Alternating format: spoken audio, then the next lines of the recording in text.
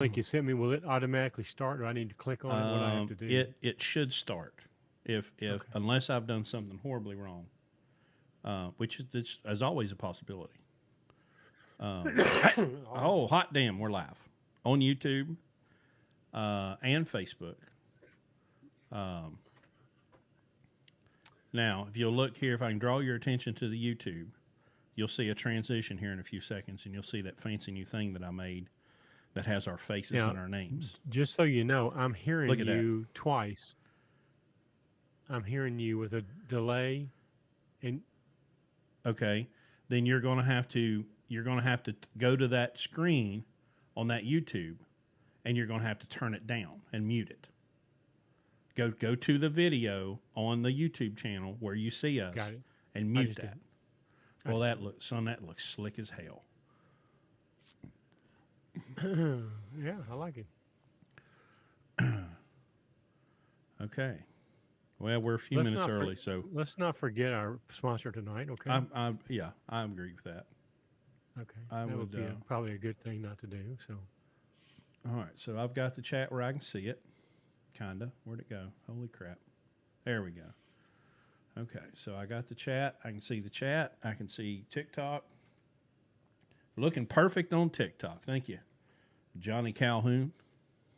for a change. Yeah. Well, with this three screen, I've got my TikTok camera over here, and my YouTube camera over here, and I have to look like that to go to TikTok. So, but I've got three screens, two iPhones, and an iPad, kind of all going at the same time here. So there's a lot of technology on I this wish desk. there was a camera back here that could show my desktop right now and what all I'm dealing, what all's here right now. I will see your desktop and raise you mine, okay? Because mine's got, Okay. two cameras, two phones, three screens. Yeah, but three listen, screens. mine's got a 54-inch curved gaming monitor. Okay, and two of these. What do you call these key lights? And Yeah. I mean, listen, you be Well, impressed with I've the got technology I've here. got So. my Walmart 1995 ring light, and I think I paid $12 for that light over there, so I'm good. Well, you look good. And the total of all of my monitors together are about a third of what yours is in cost. So, Well, you know what? When you go to the casino, a chip is a chip. The only difference is the color. right. And the only reason there's a different color is because it takes a different color to get different people's heart rate to move. Okay. Some people move with a white chip. Whatever. Some people it takes a orange chip. They're both just a chip. So, Yeah. or in casino parlance, a check. Okay. Well, we got one more minute before I officially welcome everybody to the show. What are we doing? We got tonight? a handful. We have no clue what we're doing tonight. Well, we don't. I mean, I'm sure. I'm sure Actually, we'll come up you with guys something. will determine what we do tonight. So Yeah, probably. And of I course got a we'll couple. I got a couple things we'll touch on, but and we'll get a bunch of people on TikTok, that just casually stroll by and have no idea what they're walking into. drive-bys. And Larry Long specials have a high probability of being handed out. Like the guy, Speaking of which, did we ever get some Larry Long specials shorted up from the other night? we have not. I'm getting there. We've got Smooth operator trucking. Isn't that what you call a target-rich environment? Nevin just commented on the YouTube, said y'all are pissing a lot of people off on TikTok. Y'all might need my services for the event. He charges $175 a day. Well, I mean, the event's $495. So if you come and you be the security, maybe we'll give you a little bit off. We'd love to have you, Nevin. Yeah. Come on up. What's my thoughts on CBs? I haven't owned a CB in probably 10 years. CB. Well, I drove at night for 4.5 years. I was on a very strict schedule. I could not afford to get behind any kind of a backup. So I would have it on just so I could hear what the hell's going on. But I was a consumer and not a contributor. Let's put it that way. Yeah. So, All right, it's 1 minute after 8. Good evening, lunatics, and welcome to another episode of the podcast. We come to you live from West Virginia and Kentucky. He's in Kentucky. I'm in West Virginia. We're live on TikTok. I got it over here to the side, so I'm keeping an eye on it, making sure they're behaving themselves. Zot said, "What do you guys think about the new FMCSA lease purchase task force?" I saw what I think about it, I wish I was on it. I saw a headline that said Booty Judge was going to going to address predatory practices in trucking. I said, who's going to protect us from the predatory practices in Washington D.C.? Who's going to take care of that? Because I'm sure old Booty Judge has got a plan. Biden called him Booty Juice the other day. No, he didn't. Please tell me that's a lie. No, that's not a lie. Booty Juice. Oh God! Never. Did you see Biden? Did you see Biden kissing the baby today? I did not. Have you seen that video yet? I try not to watch the news. You know, he scared the hell out of this baby. It was creepy as shit. Well, listen. Elder abuse, okay? Elder abuse. What they're doing to that poor defenseless old man is wrong. It's immoral. It's wrong. I don't care your politics. I don't care your red, blue, left, right. What they are doing to that poor defenseless old man is wrong. Okay? Yeah. He belongs in a home with some stuffed animals, maybe a little service dog, you know. Maybe he could nuzzle up to a stuffed animal, I think. Oh, God Almighty, help us. I tell you what, this Robert F. Kennedy Jr., though, he's stirring it up. Listen. I like him. I mean, I'm probably not going to vote for him, but if I was going to vote for somebody, he'd probably get my vote. Well, growing up in West Virginia, he was kind of arch enemy number one because of coal, right? He was an environmental lawyer. Right. He did a debate. You know Don Blankenship, don't you? Big coal guy. You ever heard of him? Well, he was kind of Mr. Coal there for a while and was going to run for governor. He got, I don't know, caught with dead hookers or something like they all do. But they did a debate. Him and RFK did a debate years ago. Gosh, Levi was a baby. So 14 years ago. And I remember watching that thinking, well, I'll tell you one thing about this old boy is he's sharp. He's not an idiot. You know, you might say a lot of things about RFK, but he ain't dumb, you know. No. So he is certainly going to make things fun to watch. He is. I pray. Wouldn't you love for it to be him and Trump running together? I'd pay good money.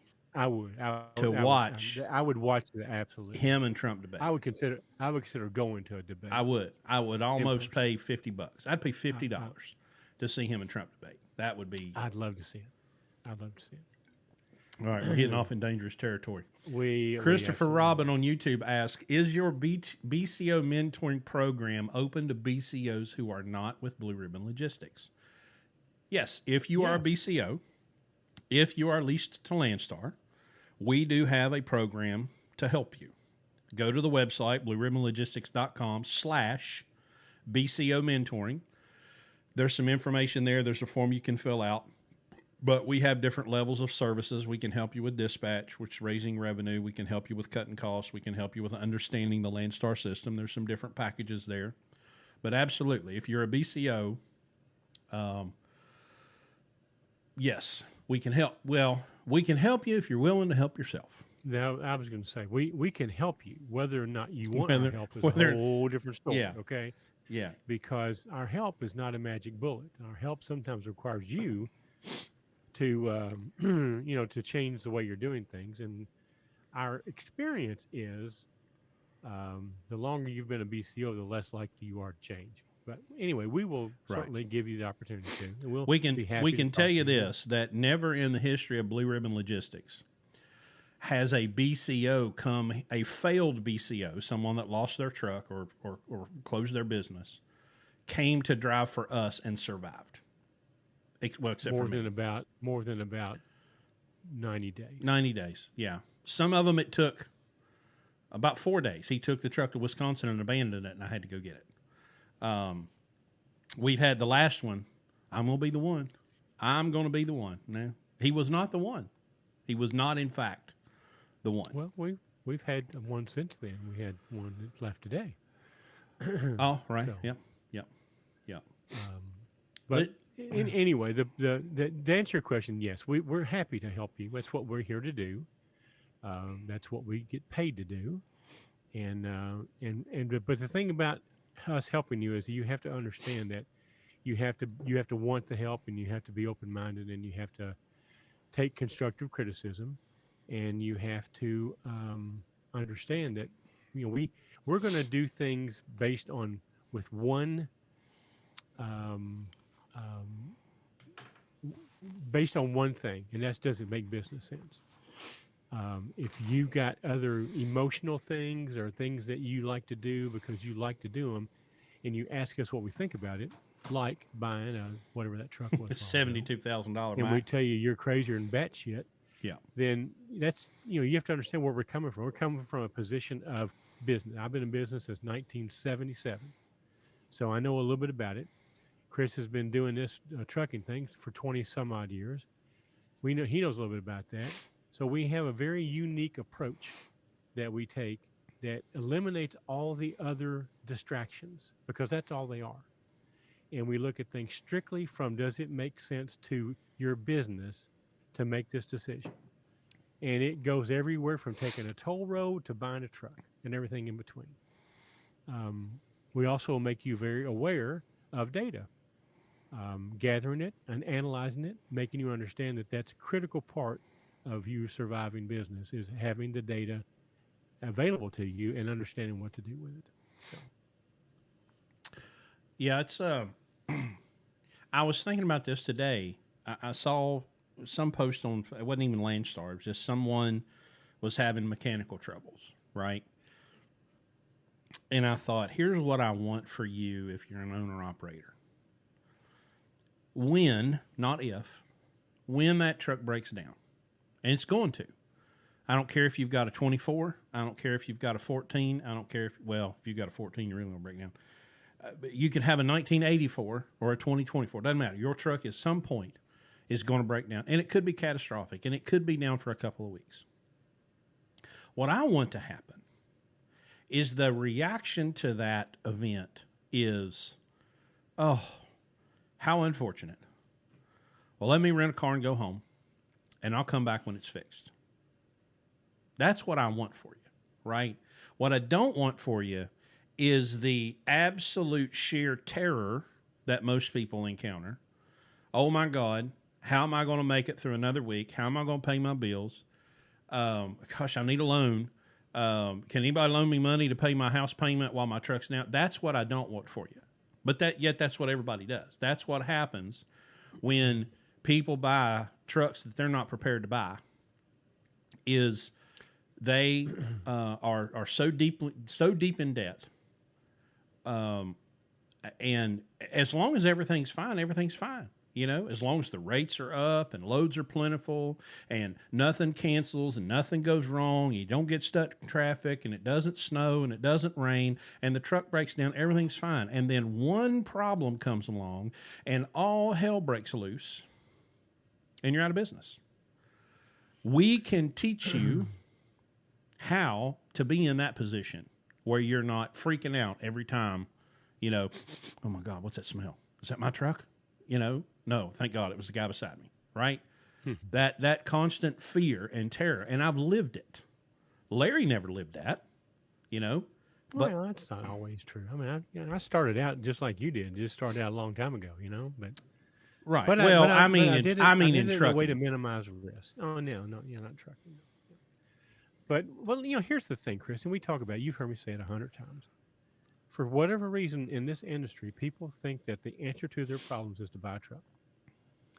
And if it were any other business, if you worked for a restaurant, you would not assume that the answer to all your problems is to go open a restaurant. Right. Because you understand that it takes an investment, it takes experience, it takes, all these things, preparation to just do that. But in this industry, for whatever reason, everybody thinks I'll just go buy a truck.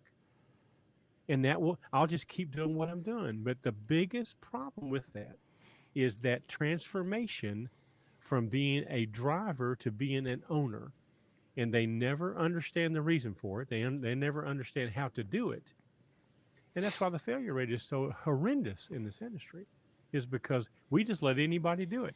We let anybody do it because it's predatory. Okay, it's we don't let them do it for them. We let them do it because it's good for the people who are doing the leasing. It's particularly Right. good for these big fleets because it helps with their driver retention.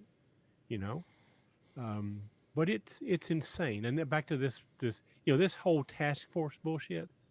All that can be summed up in one thing: eliminate carriers from leasing trucks. Okay, lease purchasing trucks.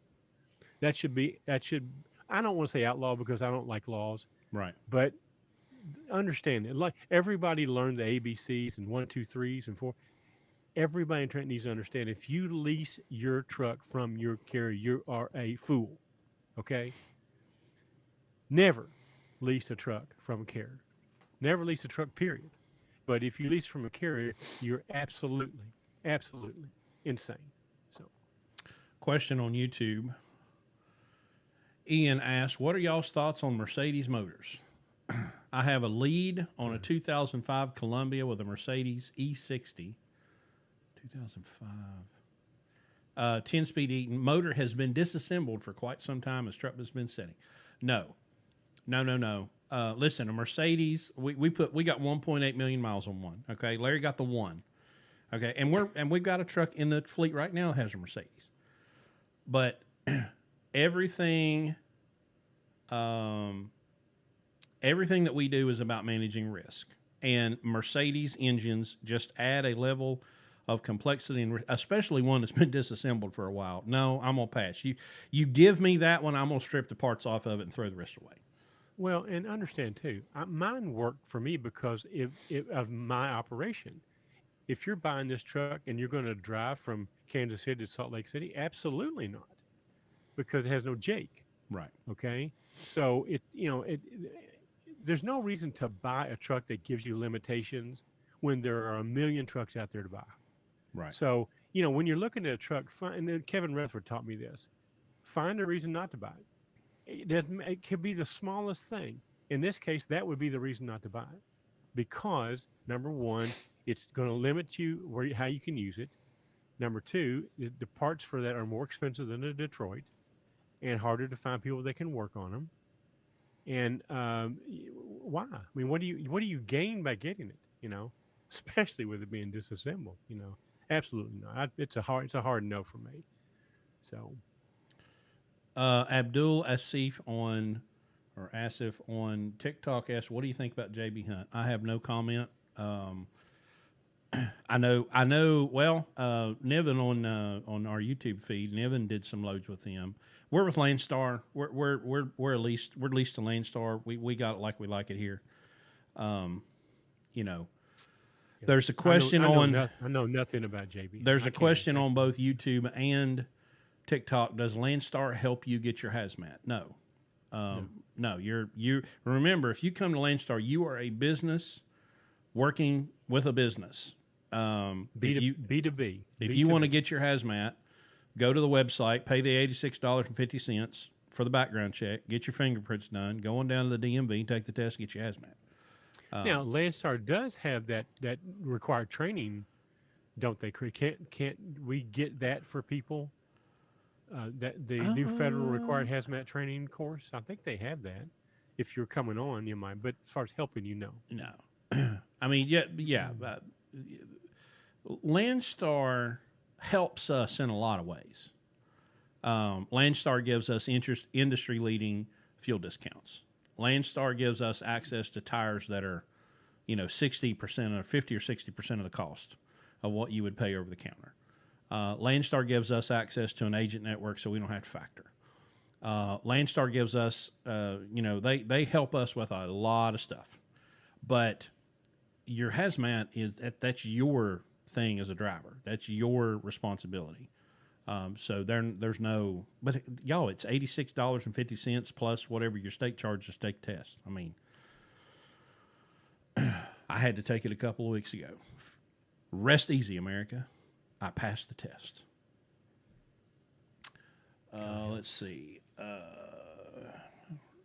Rookie hustles is the one. He said, "I'm in a position to expand. That's why I'm making a jump." Well, don't make a jump into a 2019 Mac. Okay, that's not to jump you. That's going to jump you into. That's not expanding. That's exploding, imploding.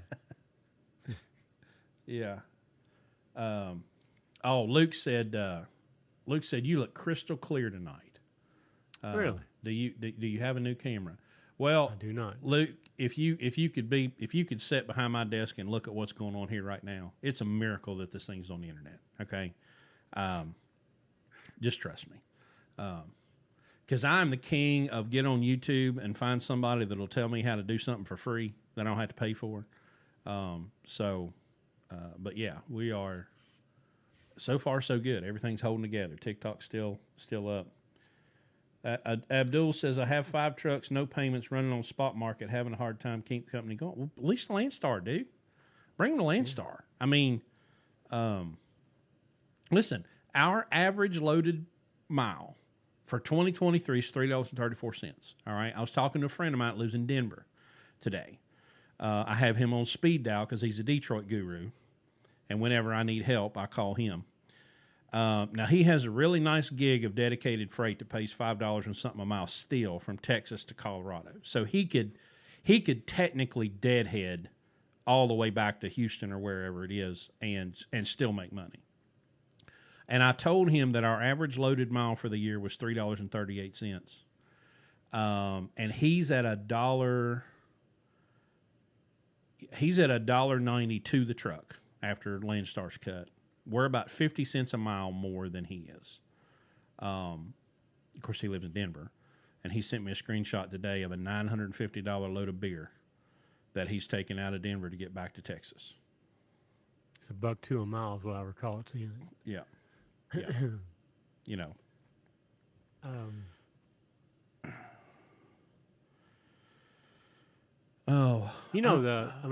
Look, rates are down everywhere.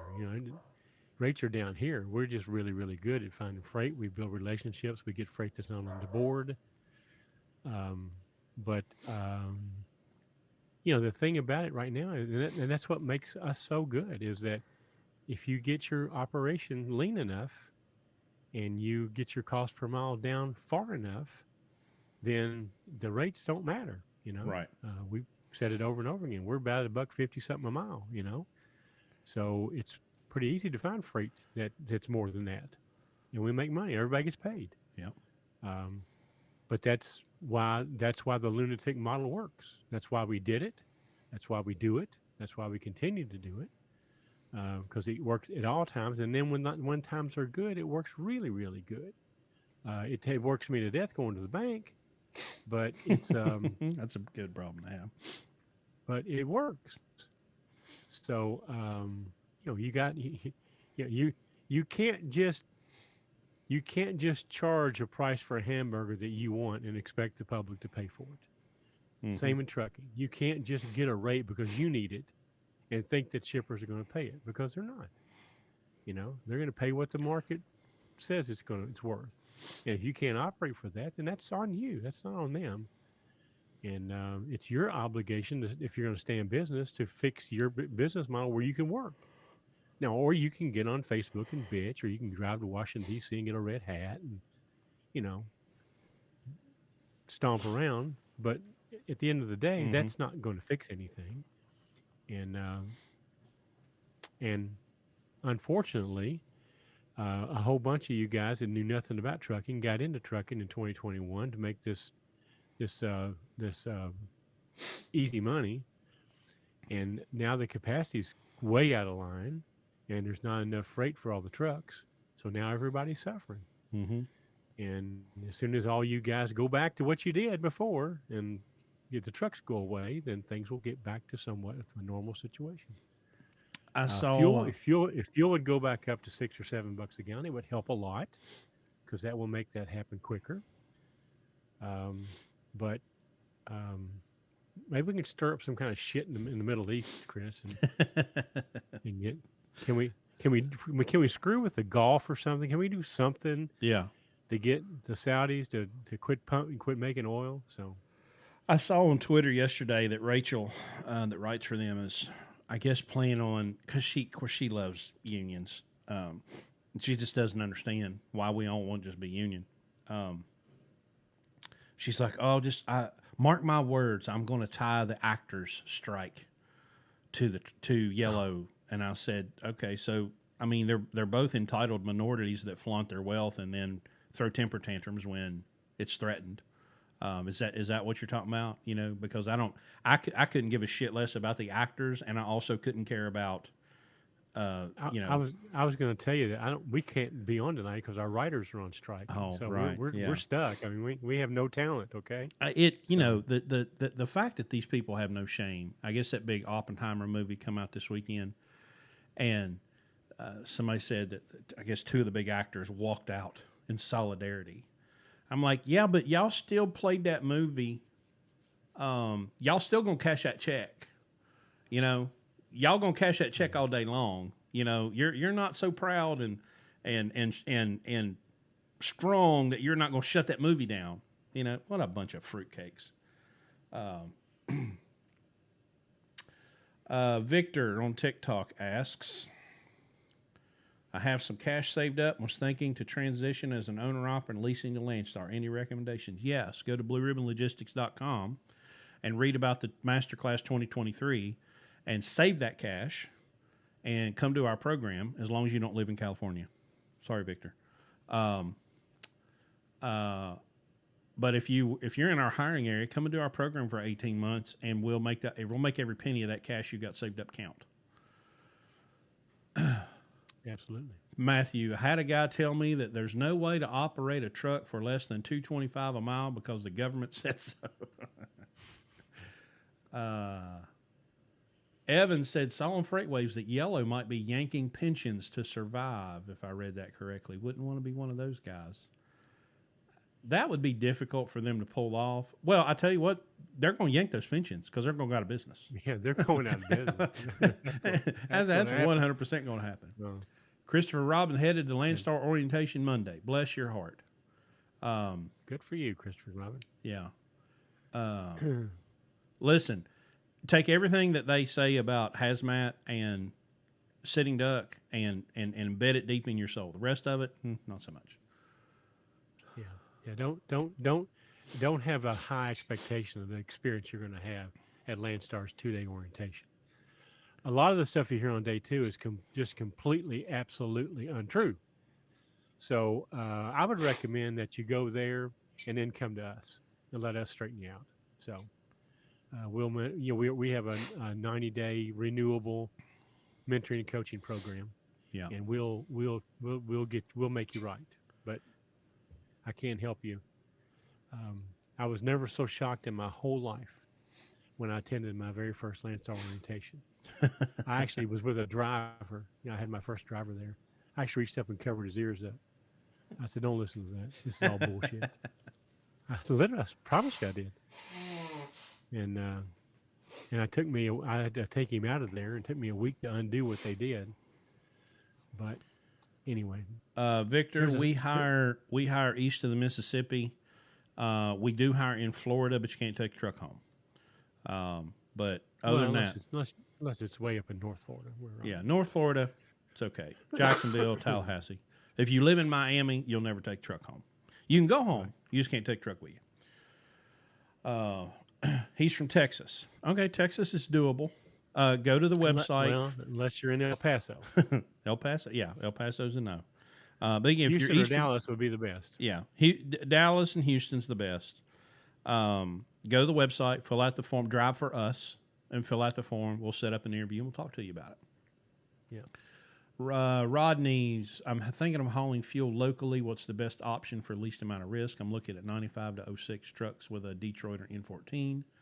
If you're hauling fuel, I would get something with a small sleeper and a short cab, because a lot of the times you can't get under the racks if you got a condo. So you're going to need a flat top. And when you're hauling fuel, some of the aerodynamics, goes a little bit out the window with what we talk about from pulling a van.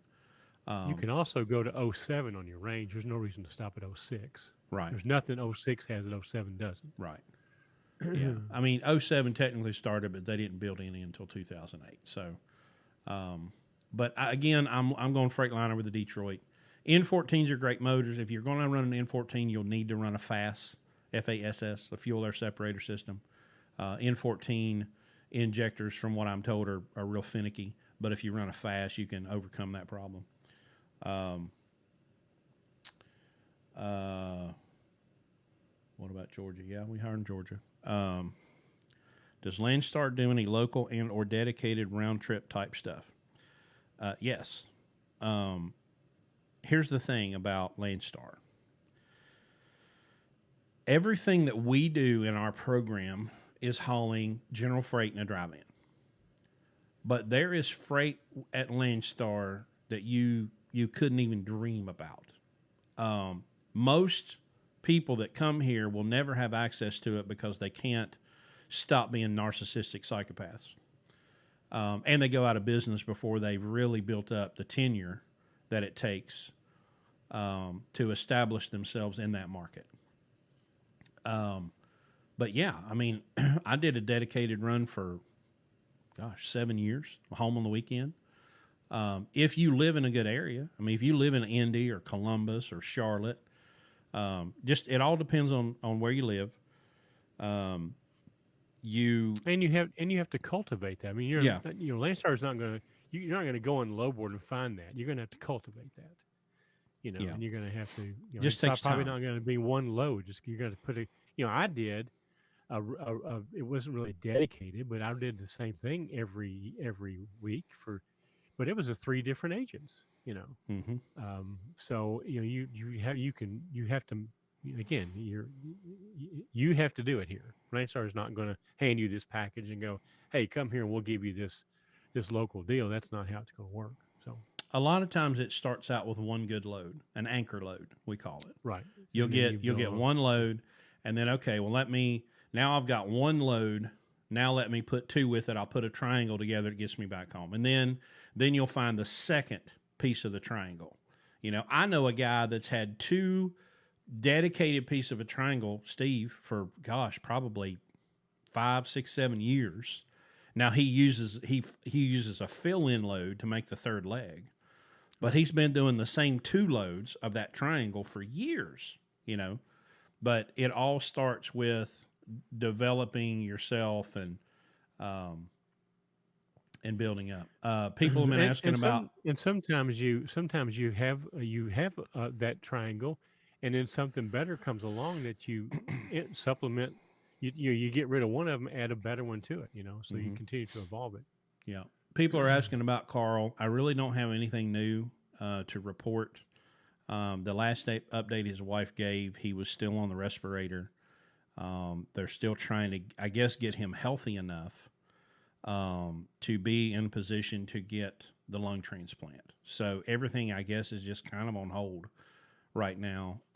He's been in the hospital probably, 3 or 4 months, and hasn't been out and has been on a respirator. He can't breathe without mechanical assistance. So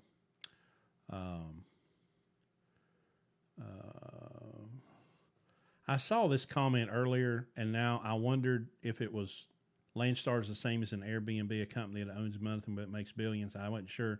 And he says working for Landstar is the same as working for a company. Man, dude, fuck off and go find somebody else's podcast. Are all 08s bad? Do they have 08s that aren't DPF? No. All 08s are bad. Remember, 07's when you got to watch, because halfway through 07's when, right? My truck, the truck that I drove, the owner's manual that came with it said it's a DPF truck, but it's not. It was an 04 emission, so you have to really, really watch in 07. But in 08, they're all going to be DPF. Right. Yeah. It's called EPA 07, right? So the when this scheme when this because that's what it is. It was a scam of thievery and manipulation. When this was developed, probably in 2000, it was early in the Bush administration.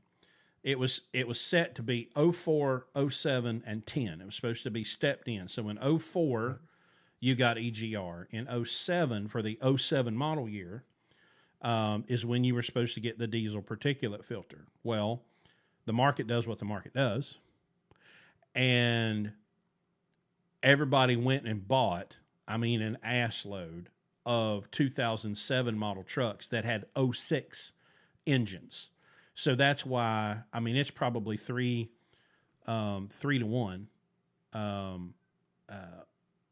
right now, '07s versus any other model, because they just bought a ton of them. And you can hardly find an '08, right? You find '07s, you find '09s, 10s, and on up. But all the big carriers went up. Crete, Werner, Schneider, they all bought tons and tons and tons and tons of '07s with '06 motors. But '07 technically started, but it really didn't start hitting until the '08 model year. But anything from '08 to 15 is an absolute no. 100% no. The fact that this guy doesn't even understand this, the comments he's making don't make any sense. Landstar is the same as working for a company with more headaches. Well, What a fucking that's idiot. exactly what it's not, is working for a company. 100%. It's 100% different than working for a company. But people that come here that are ignorant and think Right. that, they're the 40% And then they that fail. Right, and they fail, and it's Landstar's fault. That's Landstar's fault. Yeah. But now let me reiterate something, okay? Because we get labeled, okay? Y'all are Landstar people. How much Landstar pay you? Listen, we don't work for Landstar, okay? Well, I chose to do business with Landstar of my own free will, okay? Of all the trucking companies in the United States, okay, I chose to come to Landstar with one truck, and then I brought all the rest of them, and I've stayed here since 2000, whatever it was 12, whatever it is. I don't care if you come here or not. It doesn't affect me one bit. As a matter of fact, I don't believe in the brotherhood. If you come here, you're competing with me and I'm going to win. Okay. So I don't, whether you like Landstar or not, I could not give a fuck. Okay. So if you think that you're going to hurt our feelings or something, talk about Landstar, you're wasting your time. Okay. I'll tell you right now, Landstar is not for most people, especially people who have the mentality to think that they're working for a company. That's exactly the person that will not survive at Landstar. Now, for someone who is a business person and conducts business and wants a partner to partner with, it's perfect. And that's why I'm here. And that's why we have almost 15 trucks here, is because it's the perfect partner for our operation. And I run our operation like a business, not like a truck driver. So read between the lines here and do what Chris said. Find another podcast to troll. Right.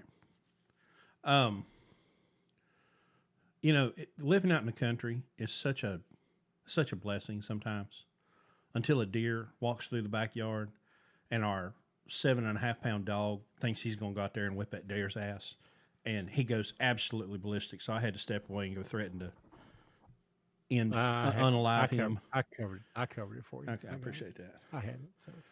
Carolina DJ, I'm an owner operator thinking about going to diesel mechanic school to work on my own truck. Is it worth it? Hell yes. Or find a shop that might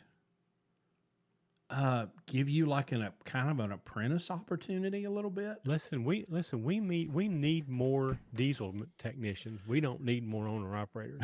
Go to school and open up a shop. Okay. Right. Somebody was teasing us this week about it, and hell, everybody started getting up going, yeah, you guys need to open a shop. It's a great idea. No, it's not a great idea. We're not doing that, but we need them. So if you want to be a diesel mechanic, listen, you can write your own check.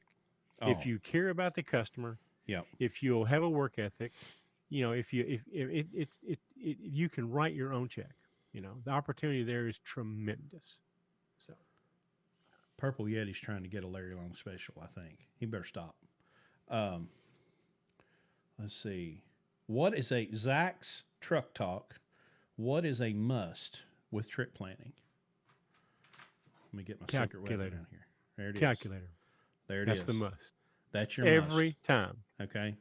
and I throw the saw, GPS out the window. I don't know who it was, but somebody, there's this old guy, has a TikTok account. I think he's a Walmart driver. Well, he stepped in it, telling a bunch of them young bucks to get their map out and put that GPS away, and some amoeba, basically saying, well, those maps are outdated, and the GPS, and the GPS is far superior. Yeah, except you morons will follow that GPS to the bottom of the river and wonder why you're wet. You know,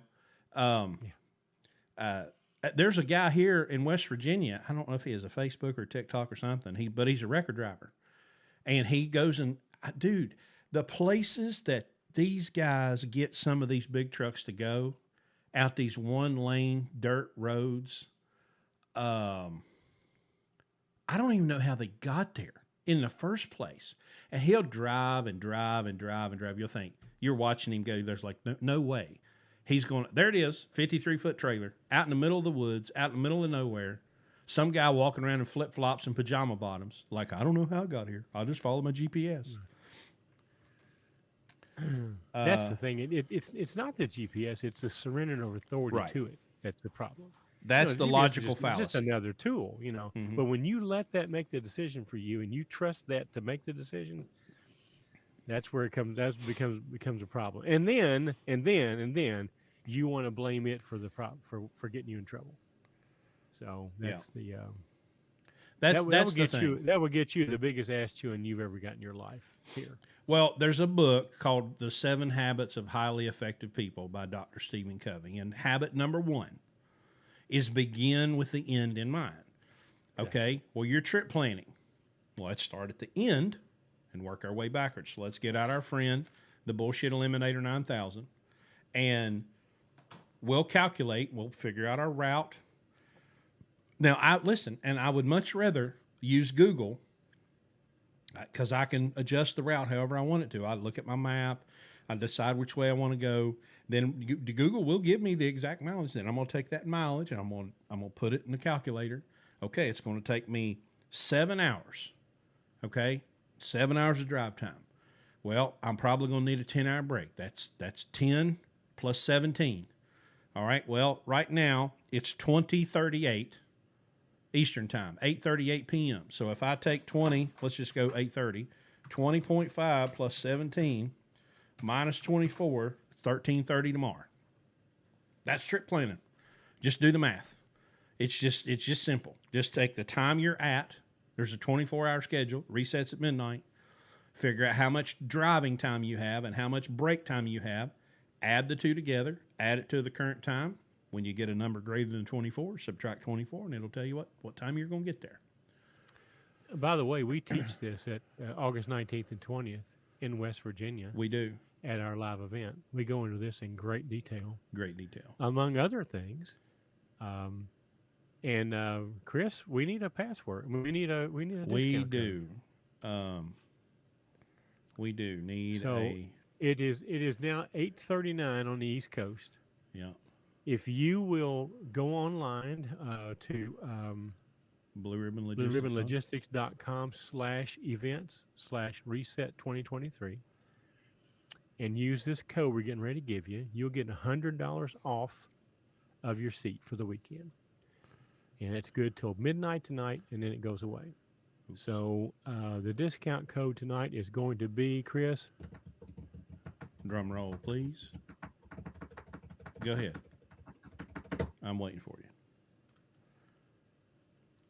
Waiting on you. Are you going to give the? I'm not. Am I making up the code? Listen, I'm putting it in the website. You give me the code, and I will make it happen. Oh, not free shipping. Oh man.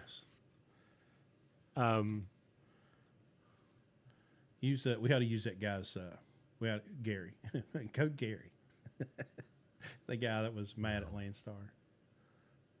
How about code Landstar? Want to do that? Well, it's got a D in it, everybody. It's spelled with Landstar, okay? All right, so the code's Landstar. All right, it expires tonight at 12:01 a.m. AM. Okay, 14. Save. All right. It is live. Chris, If you use the code Landstar, now I need to go over here. LANDSTAR. Okay. Right. I need to put that in TikTok so they can you bring up those photos that we brought up on TikTok the other night? I can. I can. Why don't we show people pictures from last year? Okay. So they see the what it looks like. Oh gosh.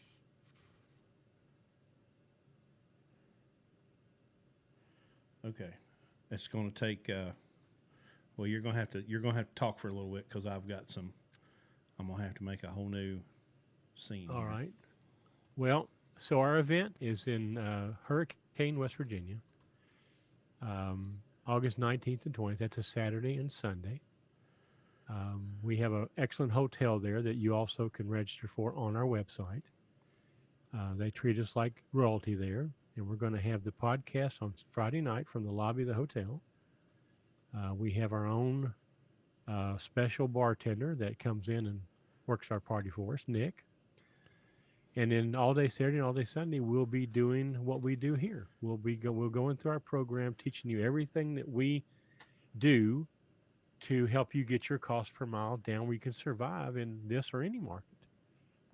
We'll talk about how to save money on things that you can save money on.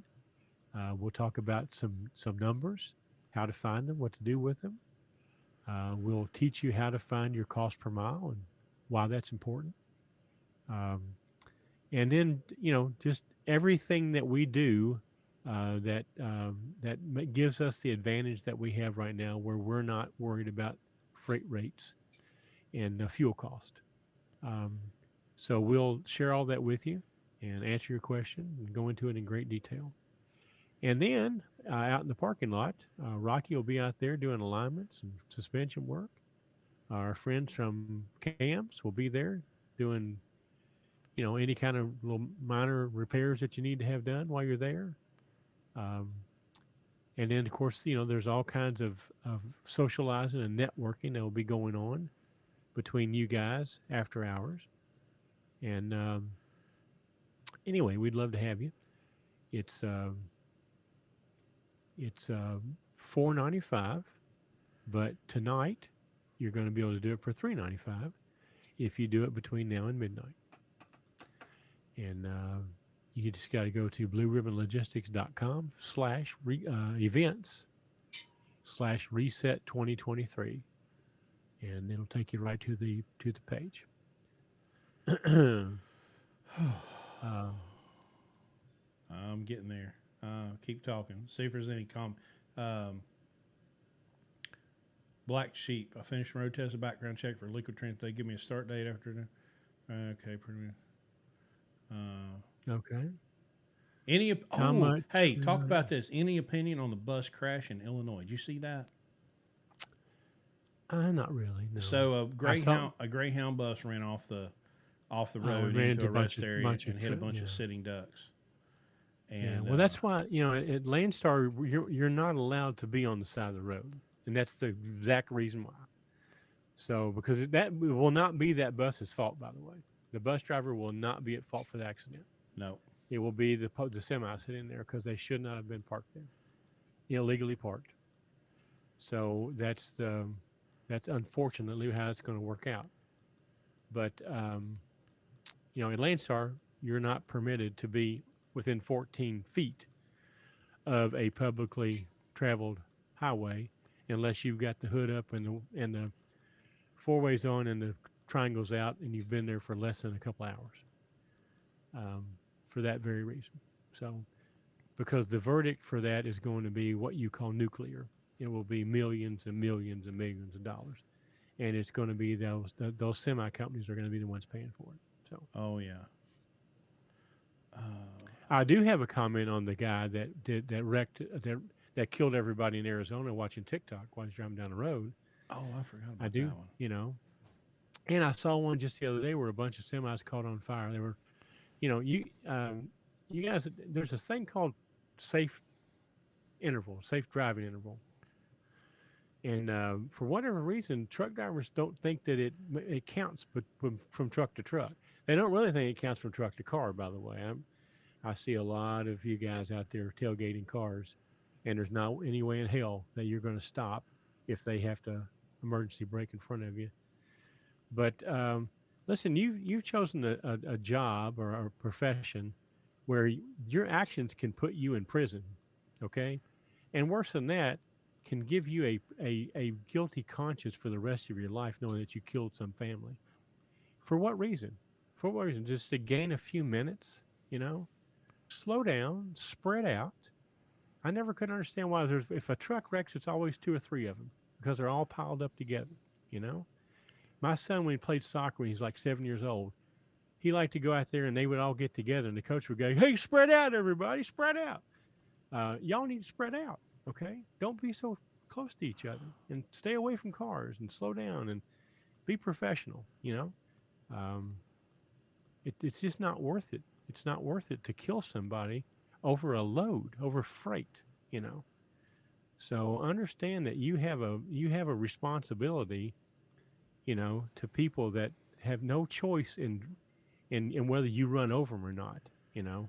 And I know you're going to say, yeah, but they're running in and out and doing this and that. But look, you know, one thing you need to have in this business is patience, you know, because it doesn't. What's it get you? All it does is raise your heart rate, raise your blood pressure, make you mad. You're cussing all the time at four wheelers, you know. Just calm down, all right. Spread out. Quit driving like fucking maniacs, okay? Okay. All right, here we go. I got some pictures for you. Um, so this is Larry. TikTok. I'll have to. I'll have to help y'all here in a minute. You'll have to see him on YouTube for now. But Okay. this is the room. You can talk about it for now. Where is iOS?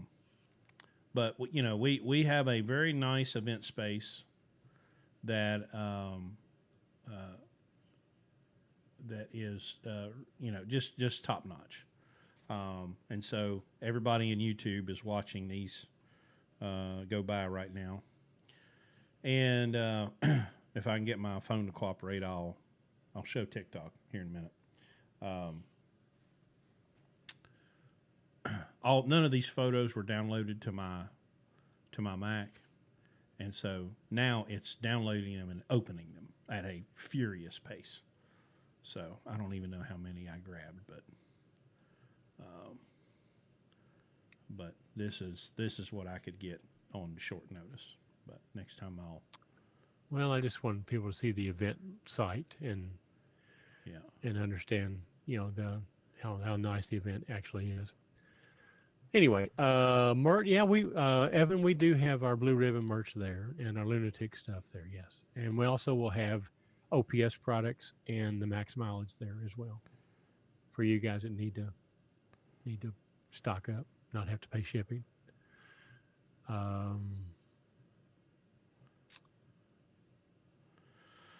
Any more? See. Yeah, selling merch event. Is this a Landstar agent? Real Deal 23. Drivers, I'm an established agent with direct freight. This is very simple. You must have an agent-driver relationship. I agree with that. We can't do anything without drivers, and drivers need agents. 100%. I can't argue with any of that. 100%. Right. Well, you know, we've heard a lot of people say that brokers are unnecessary. Well, for a truck, that's 100% true. Brokers are unnecessary. You can go get your own freight. You can go knock on doors. You can do sales calls, and you don't need brokers. Problem is, shippers need brokers. And until there is a completely decentralized model where shippers can directly contract with trucks, we're going to have a broker model. So you better learn how to take care of your business and stop blaming brokers for all your problems, because brokers are not all your problems. You are your problem. Well, and what you need to understand is the agent or broker, and if you've got your own authority, that's your customer. You know, well, that's who you need to nurture and develop that relationship with. The reason we don't have any issues right now is because we have relationships with agents. Mm-hmm. Okay, and 100%. that's the secret to being in business, any business, relationships. We've talked to a guy today that's in the real estate business, and it's amazing how the parallels were between how we run our business and how a person in another industry runs their business. We're only lunatics in the trucking industry. We're normal everywhere else, but in trucking we're considered lunatics because we do things the way a business would do it. But if you don't understand who your customer is, and you're on Facebook and you're bad mouthing them, and you wonder why that they don't like you, or whatever, maybe you ought to think about that. They also uh, do deserve to know where their freight is. You know, Yeah. this attitude that we get about, well, you'll get there when I get there, or I'm not answering the damn phone. You don't need to know it. Absolutely, they need to know where it is. And I When you guarantee order stuff from Amazon, exactly. I guarantee you the person that says, the owner operator BCO that says it's none of their damn business where I'm at, is checking their phone every 5 minutes to see if their Amazon package has showed up yet. right. Again, this whole overlying concept though is lack of accountability. It's if you don't tell anybody what you're doing and when you're going to get there, if you don't get there, it doesn't matter because you haven't committed. That's the problem here. When you tell the agent that, hey, my ETA is this, now that's what you've committed to. But if you just don't say anything, then you're allowed to make whatever mistakes you want, or stop as often as you want, or modify your trip plan as you want because you haven't committed to anything. That's a problem in business. You're not going to find customers that want to do business with you if you can't be held accountable. And I know truck drivers hate to hear that. Mm-hmm. Somebody's asking about the ELDT. If you, like for me, I've had hazmat endorsements for years. So because I had my license before February of 22, and I had a hazmat before February of 22, I didn't have to take the entry level driver training. But if you've never had a hazmat endorsement before, you have to pay the registration fee, and find one of these crooks that will give you this overpriced, undervalued entry-level driver training course for hazmat. So yes, that now if you come to Landstar, that's one thing they will give you for free is access to an entry-level driver training course Right. at no cost. We have a driver right. That's what I was talking about earlier, Chris, when I said Landstar has Right, has that for the provides entry level that. driver training. Yeah, Right. and we have a driver right now that's trying to get the automatic restriction off of her license, and people have been telling her it was like $2,000 and $2,600 and $3,000. Well, she started digging around and asking questions and found out that that's not true. But Kidding.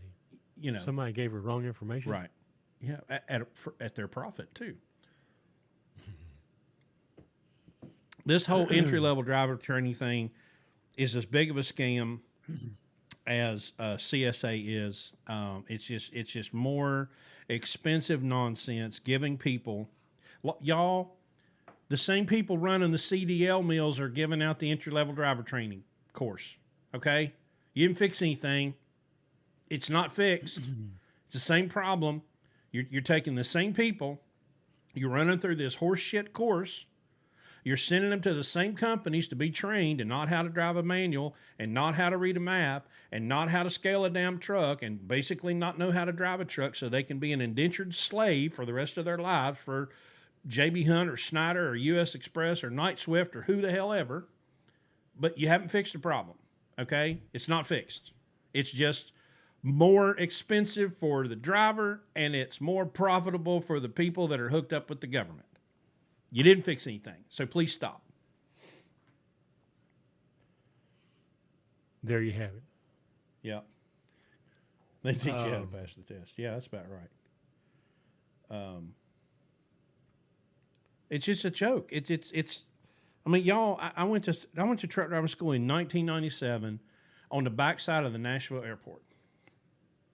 Okay, it was two little portable classrooms, and we had 5 or 6 trucks, and they did teach us how to pass the test. Right, that was the point. You know, here's how to do the alley dock and the angle dock, and here's how to back up in a straight line and make this turn and shift this gear.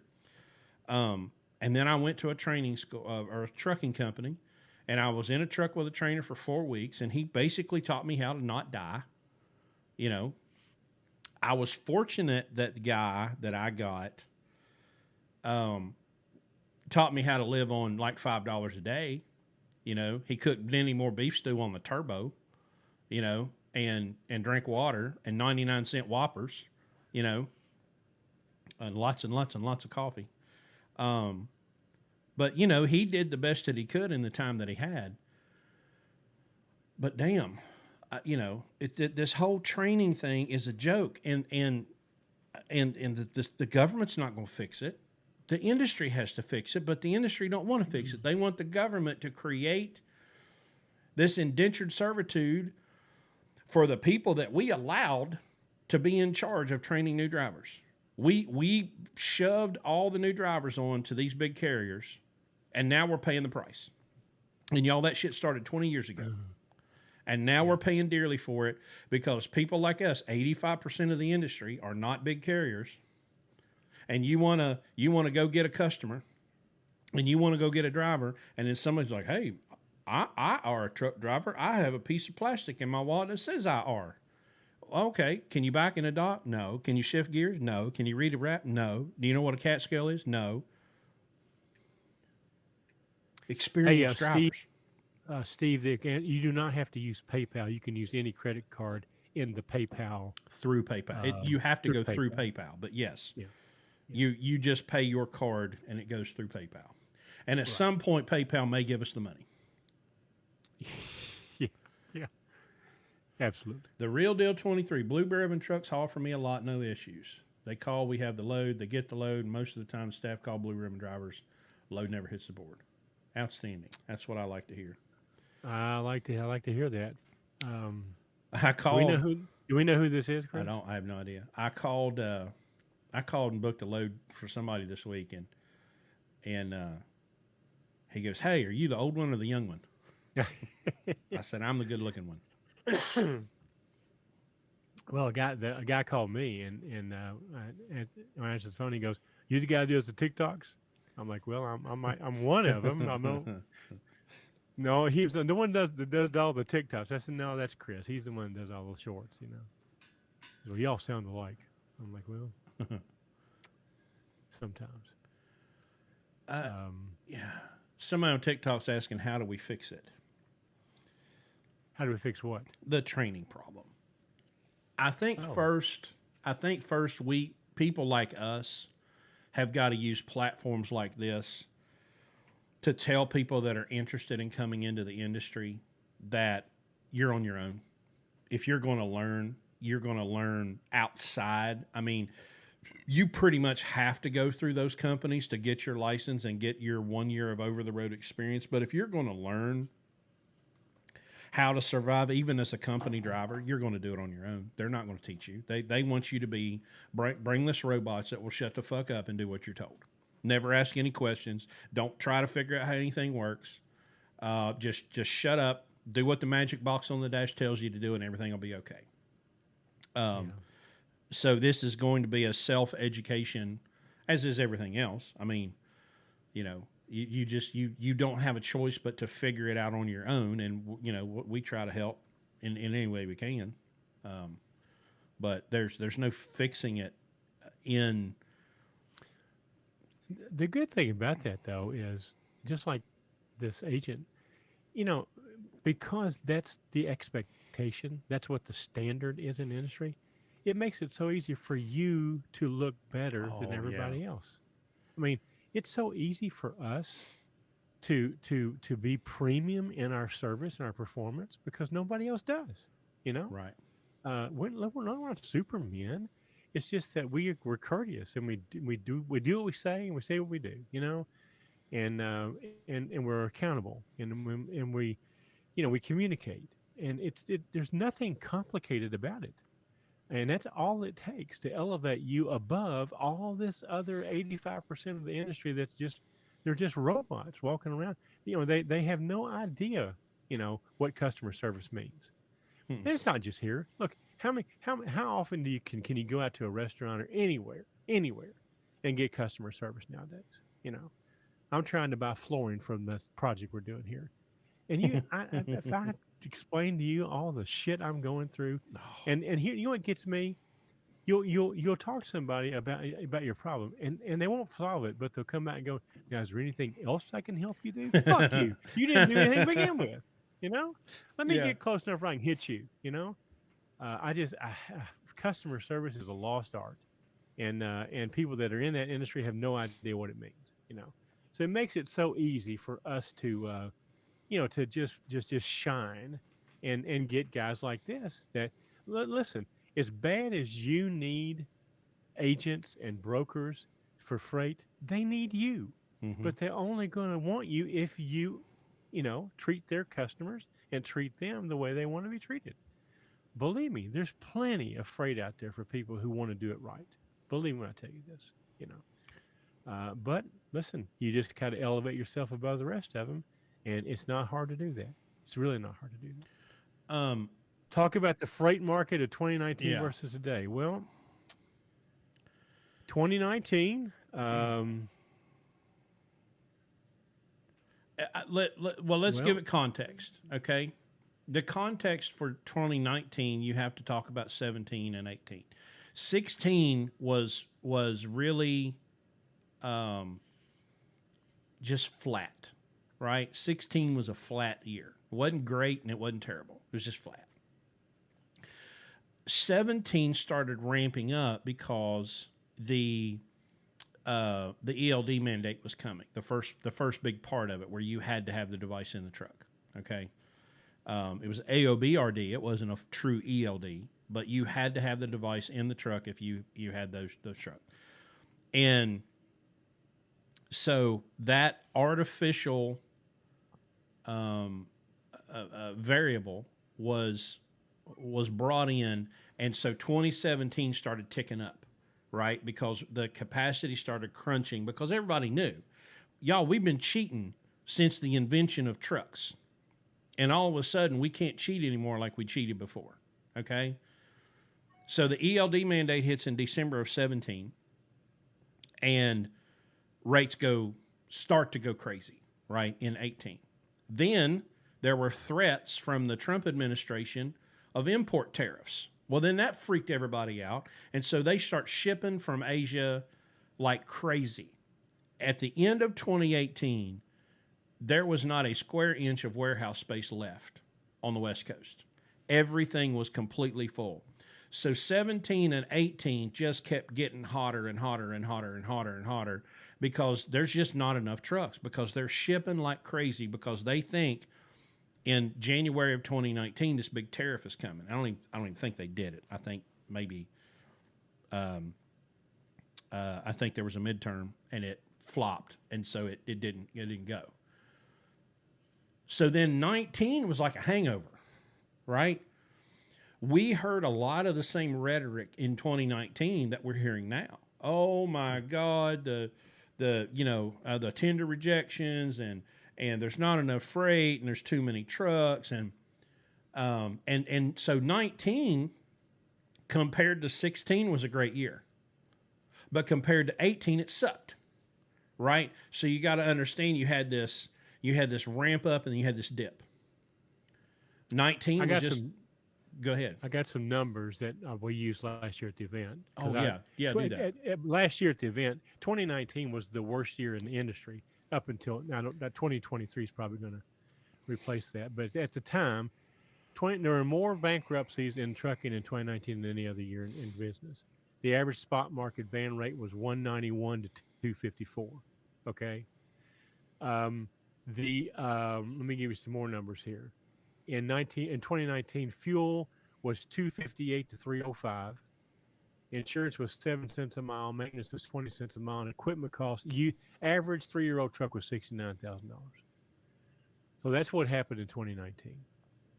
Yeah. So comparing that to now, well, in 2022, fuel was 372 to five something. Insurance is up to 9 cents a mile. Maintenance is up to 26 cents a mile.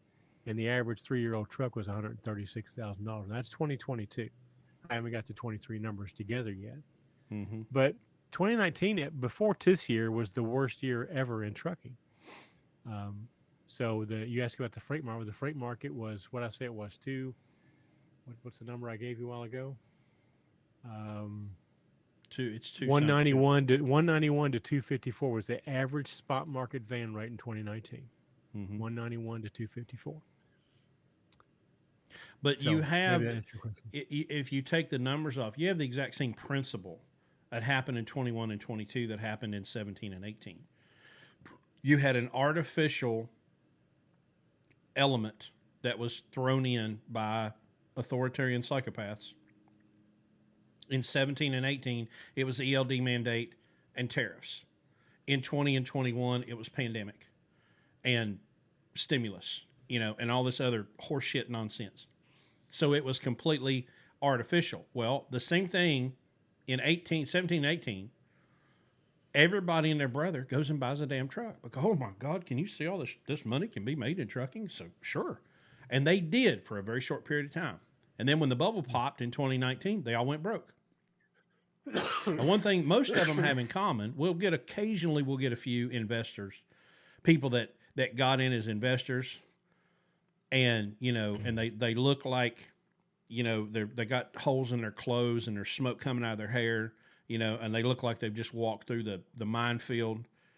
And occasionally you'll get one that goes, well, man, that was totally my fault, But the rest of them, it's everybody. It's Trump's fault or Biden's fault or Congress's fault or Buttigieg or Landstar or the brokers. There's always somebody to blame, but never, ever, ever will they ever look in the mirror and take responsibility for their own stupid decisions.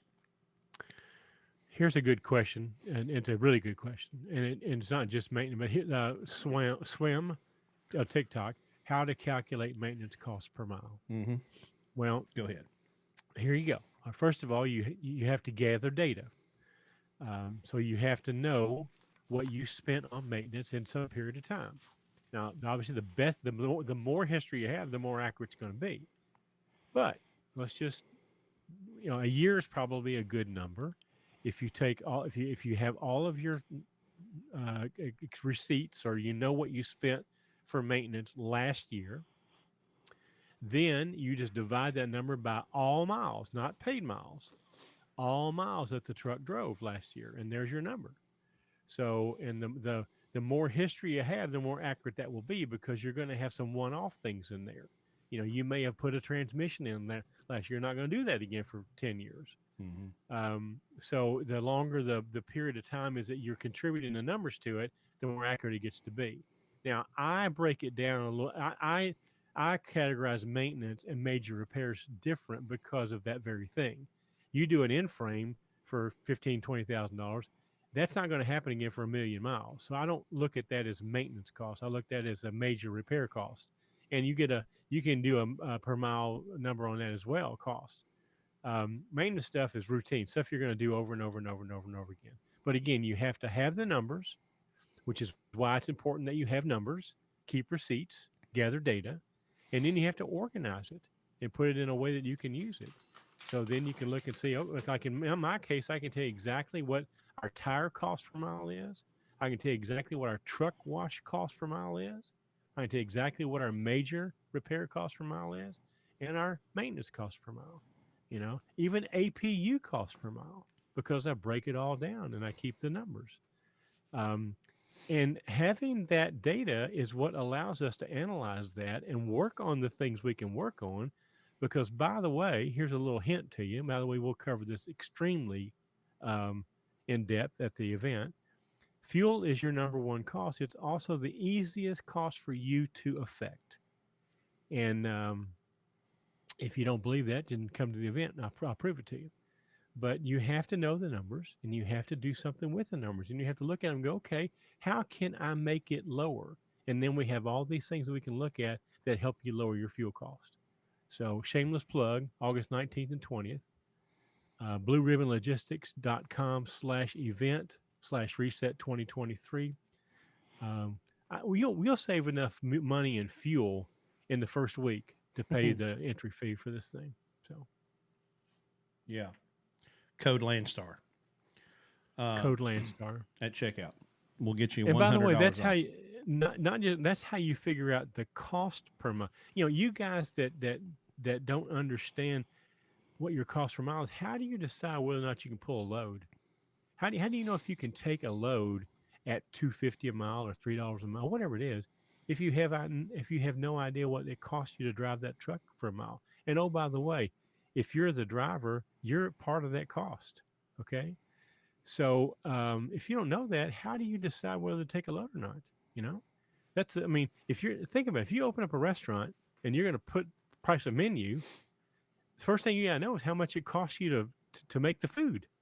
But yet we'll drive around in trucks and have no clue what it costs to move that truck a mile. Or you might think that it costs less to drive it to Walmart than it does to drive it hauling freight, which is not true. Or I won't add me to it because I won't have to pay myself. I'll just, I'll contribute my time right now because I need to make some money. Mm-hmm. You can't do that. You can't stay in business doing that. So if you don't understand these things, come spend a couple of days with us in West Virginia. I'll teach you how to do this. Okay. Well, let's talk about our sponsor for a minute, since we forgot to last week. We are brought to you by Pittsburgh Power. We are stocking distributors of the Max Mileage Fuel-Borne Catalyst and the OPS Oil Purification System. We've been using their product since 2009. The sponsorship deal just came along as, because we were preaching the gospel the whole time. We use catalyst in any truck 2004 and newer.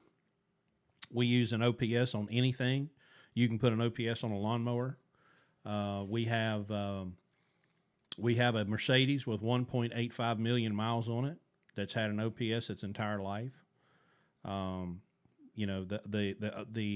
value of the OPS is measured in many ways. We get better fuel mileage because we can use full synthetic oil that we don't have to throw away just because some idiot tells us that we should throw it away every 15 or 20,000 miles. But we get to know what's going on inside our engines. We know exactly what's happening because we pull an oil sample every 25,000 miles. And that sample tells us, do we have fuel dilution? Do we have coolant intrusion? Do we have elevated wear metals? What's going on inside that engine? And if you throw the evidence away every 15,000 miles without taking a sample, you have no idea what's happening inside your engine. These oil samples have saved us at least 3 engines that I can think of since I've been here, because we were able to find things like coolant intrusion. Oh, we got a head gasket, or we got some kind of problem going on, and we were able to address that problem before the motor experienced a rapid unscheduled detonation, disassembly. So we are big believers in the OPS product. So you guys should call Pittsburgh Power and let them know you heard about them on the Blue Ribbon Podcast. Go to our website. You can order OPS. You can order Catalyst, swing through West Virginia, and I'll give it to you. Just got a fresh stock in. We are lunaticking a truck from one of our truck owners right now. We just got a whole package of stuff from Pittsburgh Power. We got a Pittsburgh Power muffler. We got a damper and a balancer. We got Fleet air filter. Fleet air filter, OPS. I'm getting ready to unleash $10,000 worth of parts onto this truck. Yep. And I should show you. I bought this new toy. It's a handheld phone stabilizer. It's like it holds your phone, right? And so if you hold it, it keeps it. Now wait a minute. Did I buy that or did you buy that? We bought that. We bought it. Okay. We bought that. And it was so cool because it's got a thing, and I did it with Mason, where you can push a button and it'll grab a hold of a face, And so he's like jumping up and down and running under the Right. table, and that thing is following him everywhere he goes. It's pretty slick. Yeah. That was my Isn't that, Amazon isn't that Prime called Day. isn't that called a gimbal? Is that what that's called? A Yeah, gimbal? yeah. I I I saw that word in the constructions right here, but I had no idea what a gimbal was. But it was right here in the constructions. Well, I used to do that. Well, Remember? yeah. Oh, it's fantastic. We listen. We have our first Canadian registered at the event. By the way, Oh, guys coming from Quebec. you're gonna bring some Canadian. Hey, listen, Canadian guy. If you're still listening, if you're listening right now to TikTok, He is. He okay. is. I had a weekend. YouTube, When I was 22 years old. I had a weekend in Quebec. Okay, and I was taken to this establishment where there were $2 shots and $5 lap dances, which is an entertainment value. Okay. But dude, they were feeding me $2 shots of this really sweet Canadian whiskey of some kind. Don't ask me what it was called, because I barely remember anything. There's a few things I remember, but not much. Whatever that stuff was, bring that with you to the event, and we shall partake. There's a Canadian version of Blanton's, and it's called something like Listen, this stuff tastes like candy. something Creek or something. Anyway, Steve, bring some Canadian Blanton's down here. Yeah. Um, Rocky has I can't think what it's called. Rocky has a very important question that I think everybody should hear. Can Larry explain why people do an in frame a year ago but don't have any paperwork or receipts? I haven't been able to figure it out. I can't explain it either. Why would somebody spend $15,000 or $20,000 and not get a receipt? So I mean, here's my opinion about that. That's sales talk. And the other thing is, if they had a receipt, they'd have to prove to you where they bought the parts, and they're probably junk Chinese stuff. They probably have some shade tree mechanic that worked on it out in the parking lot. And it's better for them to represent it to be a real full-fledged in-frame and camouflage what it really was, than to give you the receipt and have to actually have to accept the fact that that's a piece of shit. The reason that they sell it in 1 and 200,000 miles is probably because it makes the value of the truck look so much. Here's my opinion. Number one, I don't want a truck that's been in-framed. Okay, for that now, if it was done by a Detroit shop and they've got the receipt and everything, great. But if it's done by Uncle Joe, and you're trying to tell me that you want $15,000 more for this truck because it's been in-framed, no, thank you. I would rather buy it needing an in-frame and let me do the in-frame, because I can then control what parts go into it and who does it. Mm-hmm. To me, an in-frame is worthless when I buy a truck, unless it's from a Detroit shop that I know we used the right parts and did the job right. I give you zero money extra for that truck. Matter of fact, I almost walk away, because it's probably going to be a problem truck. The protrusions weren't cut right.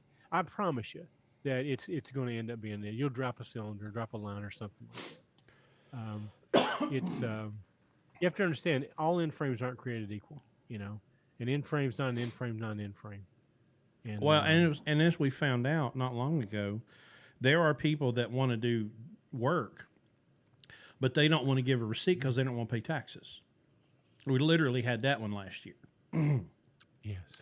Luke's got a question. I have an accounting question. How many accounts should you have in your business bank? Example: maintenance account, tax account, profit account.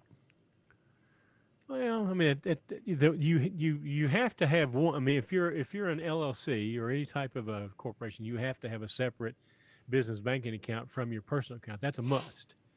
Beyond that, it's just kind of up to you. I have 4. I like to have a general account that everything flows through the general account. Then I have a payroll account that I fund my payroll with, only just because I want to make sure that there's never a problem with the payroll not going through, whatever, So I will take out the money on Thursday for payroll on Friday and get it in a payroll account where I know that money is segregated and right there for payroll. Then we have a maintenance account. Now I used to fund it with a per mile thing, but now we have enough in there that I don't. I just fund it when I want to. But that's money that, if I were a one truck operation, I would be saving so many cents per mile to build up a maintenance fund for that unexpected. And then beyond that, I would have I would probably do a savings account just to put money in to prepare. Now your business doesn't pay taxes, you do, but you could save money in there that you could. It could be your dividend check that you write yourself at the end of the year. You could. You're calling it a profit account. That's the same. It's same thing. Um, and then that's how I organize mine. But again, the only one that really has to happen is the general account, because you can't um, combine your money personally with your business money if you're a corporation. Now, if you're a sole proprietor, it doesn't really matter. But still, from an accounting standpoint, it's a lot cleaner. You should have a business checking account and a business credit card, and that way, when you're doing your accounting, it's a whole lot easier to keep up with stuff than having to try to figure out if it's personal or not. You know. But that would be my recommendation. If I were doing your accounting, that's what I would ask you to do. So. Okay, let's see what else we got here.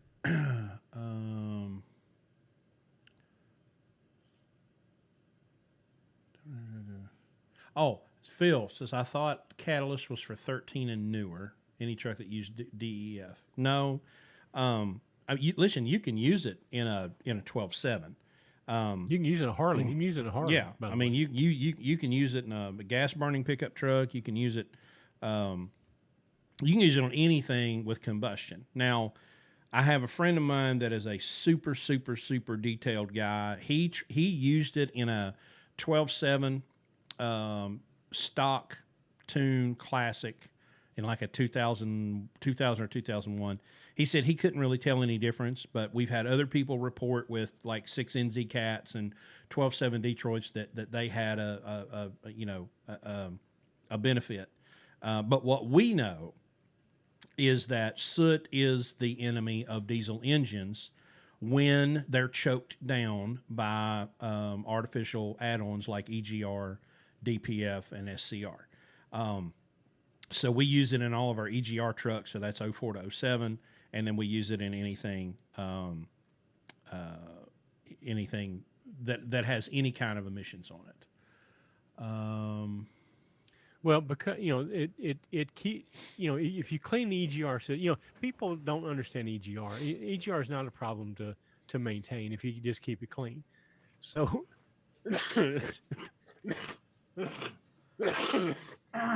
excuse me, sorry about that. But got us both at the same time. So we use diesel alternatives, DPF alternatives, Yeah. to clean up our EGR valves and stuff with. And if you run the catalyst, they guarantee that cleaning for life. So that's one of the reasons why we do it, because it keeps the DPF, the EGR system clean and working, and there's no reason to do these stupid deletions that don't do anything except give you trouble down the road. Mm-hmm. So anything that's EGR 04 and later, we're going to run it because it's going to have EGR or it's going to have after treatment, one or the other. And besides that, even with that, every couple of years we're going to do a diesel force cleaning again anyway and clean it up again. So, but that's that. Somebody asked about what truck we recommend if it wasn't a lunatic truck. That's what we're going to do. We're experimenting now with 2016 and later, 16 to 18, 16 to 18, DD15s. We're doing a diesel force cleaning, run the catalyst, and it's proven so far to be a very reliable thing to do. So, the jury's still out, but that's what we're looking at doing is 16 through 18. It's the right price range right now for us, and getting lower. And with the technology we have with diesel force cleaning and the max mileage, we can eliminate the problems. We don't have the regens and all that kind of stuff all the time. So, Brother Sean asks, is North Carolina good freight lane at Landstar? Yes, it is. Living in Greensboro, I'm planning on coming over from OTR Reefer, being home on weekends once my lane established. Absolutely. There's some really good agents. By the way, that agent that we were talking to in here, it's Chris Cheatham. He texted me. Oh, okay. Well, yeah. He had that Chris, incognito super secret password on, or Chris, you need to screen name. come. Chris, you need to come to the We event. absolutely need Chris Cheatham at our event. Absolutely. How in the world can we not go by without having him there? Chris Cheatham, if you'll come to the event, I will pay your hotel room and I will cover your registration fee. If you'll come to the event and talk about agents and whatnot, we'd love to have you there. Absolutely. So get a hold of, reach out to us, and let's put that together. We need you there that weekend to talk about agents. So, and there, Chris has a good freight out of there. There's stuff out of Winston Salem. There's stuff out of South Carolina. Yeah, absolutely. The Carolinas are great. Georgia is a little sketchy sometimes. I mean, Touch and go, Georgia is like really great, and then it sucks, and then it's really great, and then it sucks. But the Carolinas, Virginia is outstanding. Tennessee's pretty good. Ohio, Indiana. But if I was living in the Carolinas, I would be running Carolinas to Midwest, back and forth. There's lots of stuff that comes out of Indiana, Chicago, Indiana, Illinois, back to the Carolinas. Just run back and forth. But absolutely. Is it Jamil Burton? Why is it so difficult to get on? Yeah. Well, let me qualify that. Difficult meaning to qualify, or difficult if you qualify getting on, because both of those are different challenges. Landstar is very particular about their minimum requirements. They're very particular, and so if you can't prove that you have the required experience OTR, and their definition of OTR is you driving a sleeper truck, not home at night in your bed, driving at least 350 miles one direction. So you have to have 12 months of that in the last 3 years. That's the first thing they're going to do. Then they're going to start looking at your MVR and looking for excess tickets and excess, accidents and all that kind of stuff. So once you pass all that, then we get in what we call the gauntlet, and that is you qualify, but now the process of getting onboarded is another series of hurdles. We jokingly talk about that being the test. If that trips you up, you have no business coming to Landstar, because you're not a problem solver. But if you get through that relatively unscathed, then you've got a good chance of making it here, because obviously you've learned how to work around some hurdles. For us, it's usually about a month by the time you get somebody applied online to the time you get them in orientation. If everything goes smoothly and you don't ignore emails and texts from them, a month is about what it's going to take to get on. Now, if you don't respond, it's going to take a lot longer than that, because you got to understand they have thousands of applications a day, and they're not going to chase you. So if they send you something asking for a document or whatever, and you don't respond, they're just going to lay your file up, and it'll lay there until it's covered in dust. So a lot of it depends on you, but that's what we experience.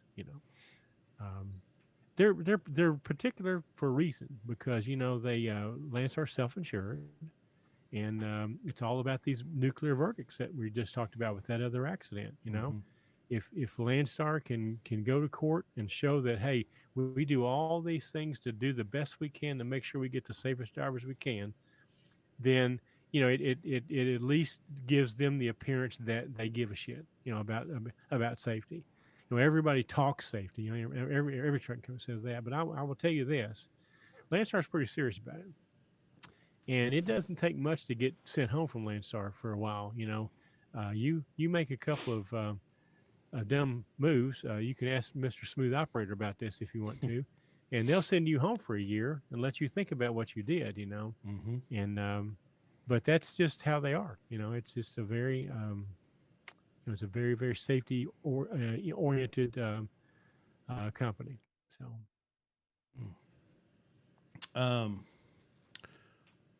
Hummingbird asked, "What is blockchain?" I'll let you take that one. I'm gonna try to do this in 3 minutes or less. Okay, you know what a ledger is, like an old fashioned paper ledger, like when you'd go to the bank. Blockchain is a decentralized, immutable, meaning can't be changed, immutable ledger. Okay, so there's 7 or 8 billion people on the planet. So imagine right now that all 7 billion people had a paper ledger, and then Larry sells me a car. Larry and I have a transaction.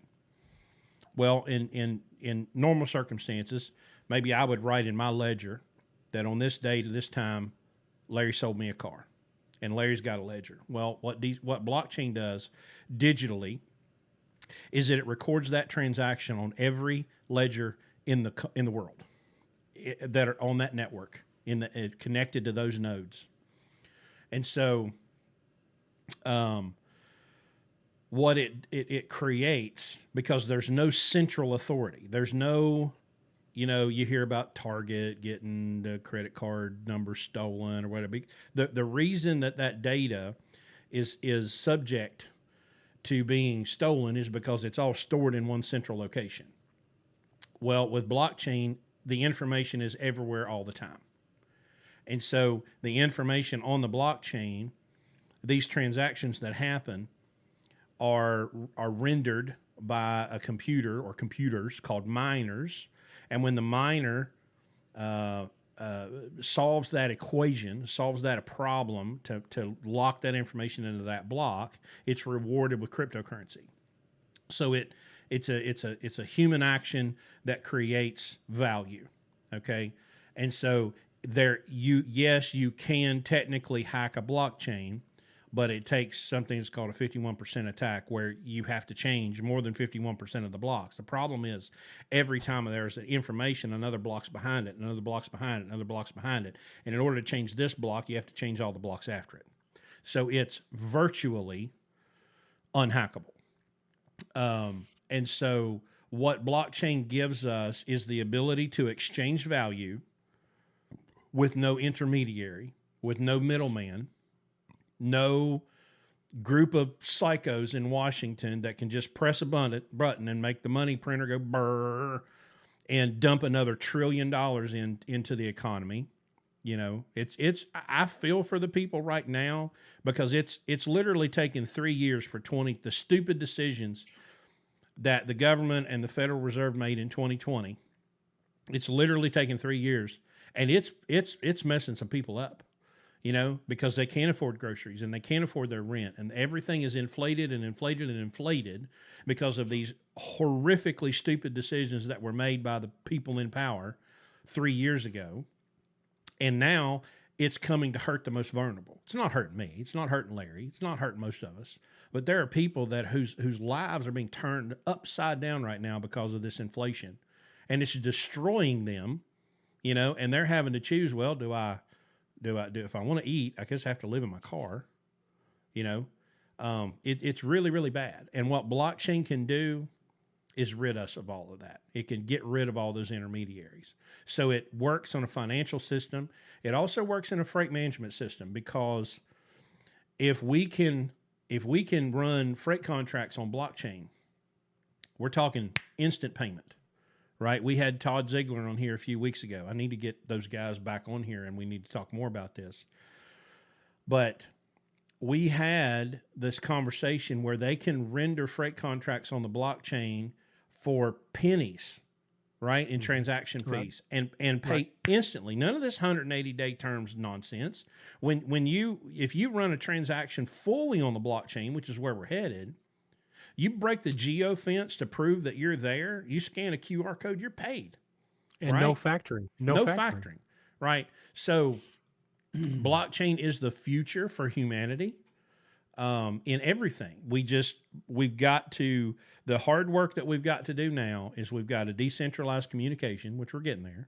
We got to get rid of the Facebooks and the YouTubes and the Instagrams and TikTok, the people that can just, yank the rug out from under you. And we've got to decentralize energy. Once we get those two other pieces of the puzzle, there's a whole bunch of people that think they have power right now that are screwed. And I tip the cap to them and wish them the best of luck. I hope they rot in hell. Did I do that in less than 3 minutes? It's pretty Yeah, pretty close. good, pretty good. I think the overriding thing is it's a secure transaction that cannot be changed. You Yeah. know, so when you it's a handshake that no one can back out of or no one can modify. Mm-hmm. And so there's inherent trust there that happens that you don't have to worry about, am I going to get paid or do I do this? And the other thing about it, we talked about accountability earlier. Oh man, Mm-hmm. you're talking Yeah. about everybody now is accountable to everybody because your history is there. If you always do things poorly, that's going to be part of your profile. And if you always do things great, that's going to be part of your profile. And you can't run from it. You can't bullshit anybody Mm-mm. about it. It is what it is because that data is there and it's available. And so it fixes a lot of things in freight It will just by end. its nature. It will end double brokering. It will end Absolutely. it. Oh, absolutely. Yeah. Completely gone. That'll never exist, in that. So it's exciting. It's complicated. It's kind of hard to get your head around sometimes, but it's exciting, and it's going to listen. It's happening. It's going to happen. It's just when is it going to happen? People are afraid of it because it has to involve crypto. I mean, it works on crypto. That's how it works. Mm-hmm. And a lot of people that don't understand crypto think it's, well, I don't have money in my hand. It's not really money, but you got to get past all that. I mean, there's all kinds of voodoo that we've learned is not voodoo now, and this is just another one of them. Okay. So, Yeah. but Well, and it's there's a whole new level of privacy that comes with it because really in a freight transaction, there's really three parties. There's the shipper, the receiver, and the carrier. It's nobody else's business. Okay, if you're not the carrier, you're not the shipper, and you're not the receiver, it's none of your damn business. Period. So this Well, idea, the government wants to make it their business. right? They think that's the problem with TikTok. It's that and then they use this bullshit about Chinese to make it sound like it's not them. Yeah, I mean, well, yeah. so anyway. Oh, how and how convenient that Facebook's come out with a new Twitter. I don't even know what's Threads. Have you seen that? No, What a joke! listen, I can't even keep up with the stuff I have to do for you. Okay, I'm not adding Right. to my. But this is the thing I love about this RFK Jr. guy, man. He didn't give a shit. Mm-mm. Okay, and he put, I mean, look at all the vaccination stuff and all the pandemic stuff now that, and now you start talking to people about that. And, why couldn't we do this real time? Why is it now 4 years removed and now everybody now understands Fauci was a joke? You know, Mm-hmm. why do we have to kick the can down the road for so many years and then just like with all the other investigations that are going on? We have to wait until it gets old news before we deal with it and learn the lessons from it, and so learn it right away. I mean, we're still dealing with the Kennedy assassination. Okay, I didn't buy that stuff when I was 10, Right. and now here we are, and it turns out that probably, I don't. Hey, quick question: did you put some um, uh, marketing materials for the event in the shared folder? Yes, I did. Do you have one that's like a landscape, not a portrait? Let me look. I don't know If if I have a landscape or not. if you do, I do. I do, but it's not. It's just a logo. It's not. It okay. doesn't have any information behind it. Well, I'm trying to find one. I was going to put it up on the screen. Chris just texted me. Chris Cheatham asked me. It's August 19th and 20th. Um, Well, let me just stick one in there, and you can email it to him. It doesn't have to be. okay. Well, It I was doesn't going have to to put be it on the landscape. screen for everybody. I mean, we've been talking about it for What? Okay. Well, can you scroll and make it? I mean, they're beautiful. I did a great job doing them, but they're not landscape. Yeah, that's fine. I can make it work. Where do you want it? Where do you want it? Put it in the shared folder so I can get it. All right, it's there right now, and it's titled Untitled 11 by 14 JPEG. Okay. I'm sending him a text. Hopefully it'll go through this time. I'll send you another one. I've got another one I'll send you right now too. Okay. It's called fuel tires repair. Okay, let me browse. Let me go to. Yeah, Chris, reach out to us. So I'm serious about that. We'd like to have you do a presentation there, and we'll cover all your expenses and everything. So you'd be a great person to have there. People love it.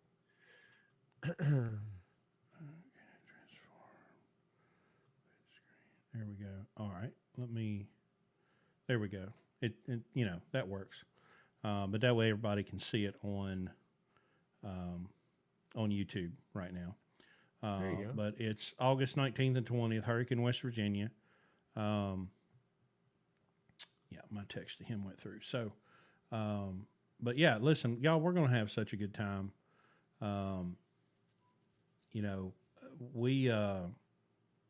We're going to spend a lot of time in this, and that we're going to have people there giving talks, talking about all this stuff. I'm going to do a trip planning presentation. But yeah, it's going to be fantastic. So we hope that you will all join us. And if you'll use the code Landstar by midnight tonight, you get $100 off. BlueRibbonLogistics.com. TikTok, I'm looking at y'all. Fact. That's a fact. User 7475296411134. Do you like Trump? I don't like politicians. I don't like any of them. So I wouldn't put him out if he's on fire. So no, but I don't like that other incoherent lunatic either. We take an apolitical stance here. We don't we're not red, we're not blue, we're gray. Okay. Actually, we're green. We're like green. Yeah. Green is our color, and we don't expect the red to help us or the blue to help us, and we don't blame them if they hurt us. Dr. Thomas E. Woods has the best line I've ever heard. He says, in Washington, there are two parties. There's the evil party and the stupid party. And occasionally, they will get together and do something that is both evil and stupid. This is called bipartisanship. Yeah. William, we miss hanging out with you too, buddy. I hope you're doing okay. William is he was in the program for a year, whatever time period, about a year. But he had to go back home and do some local stuff because of his wife's situation.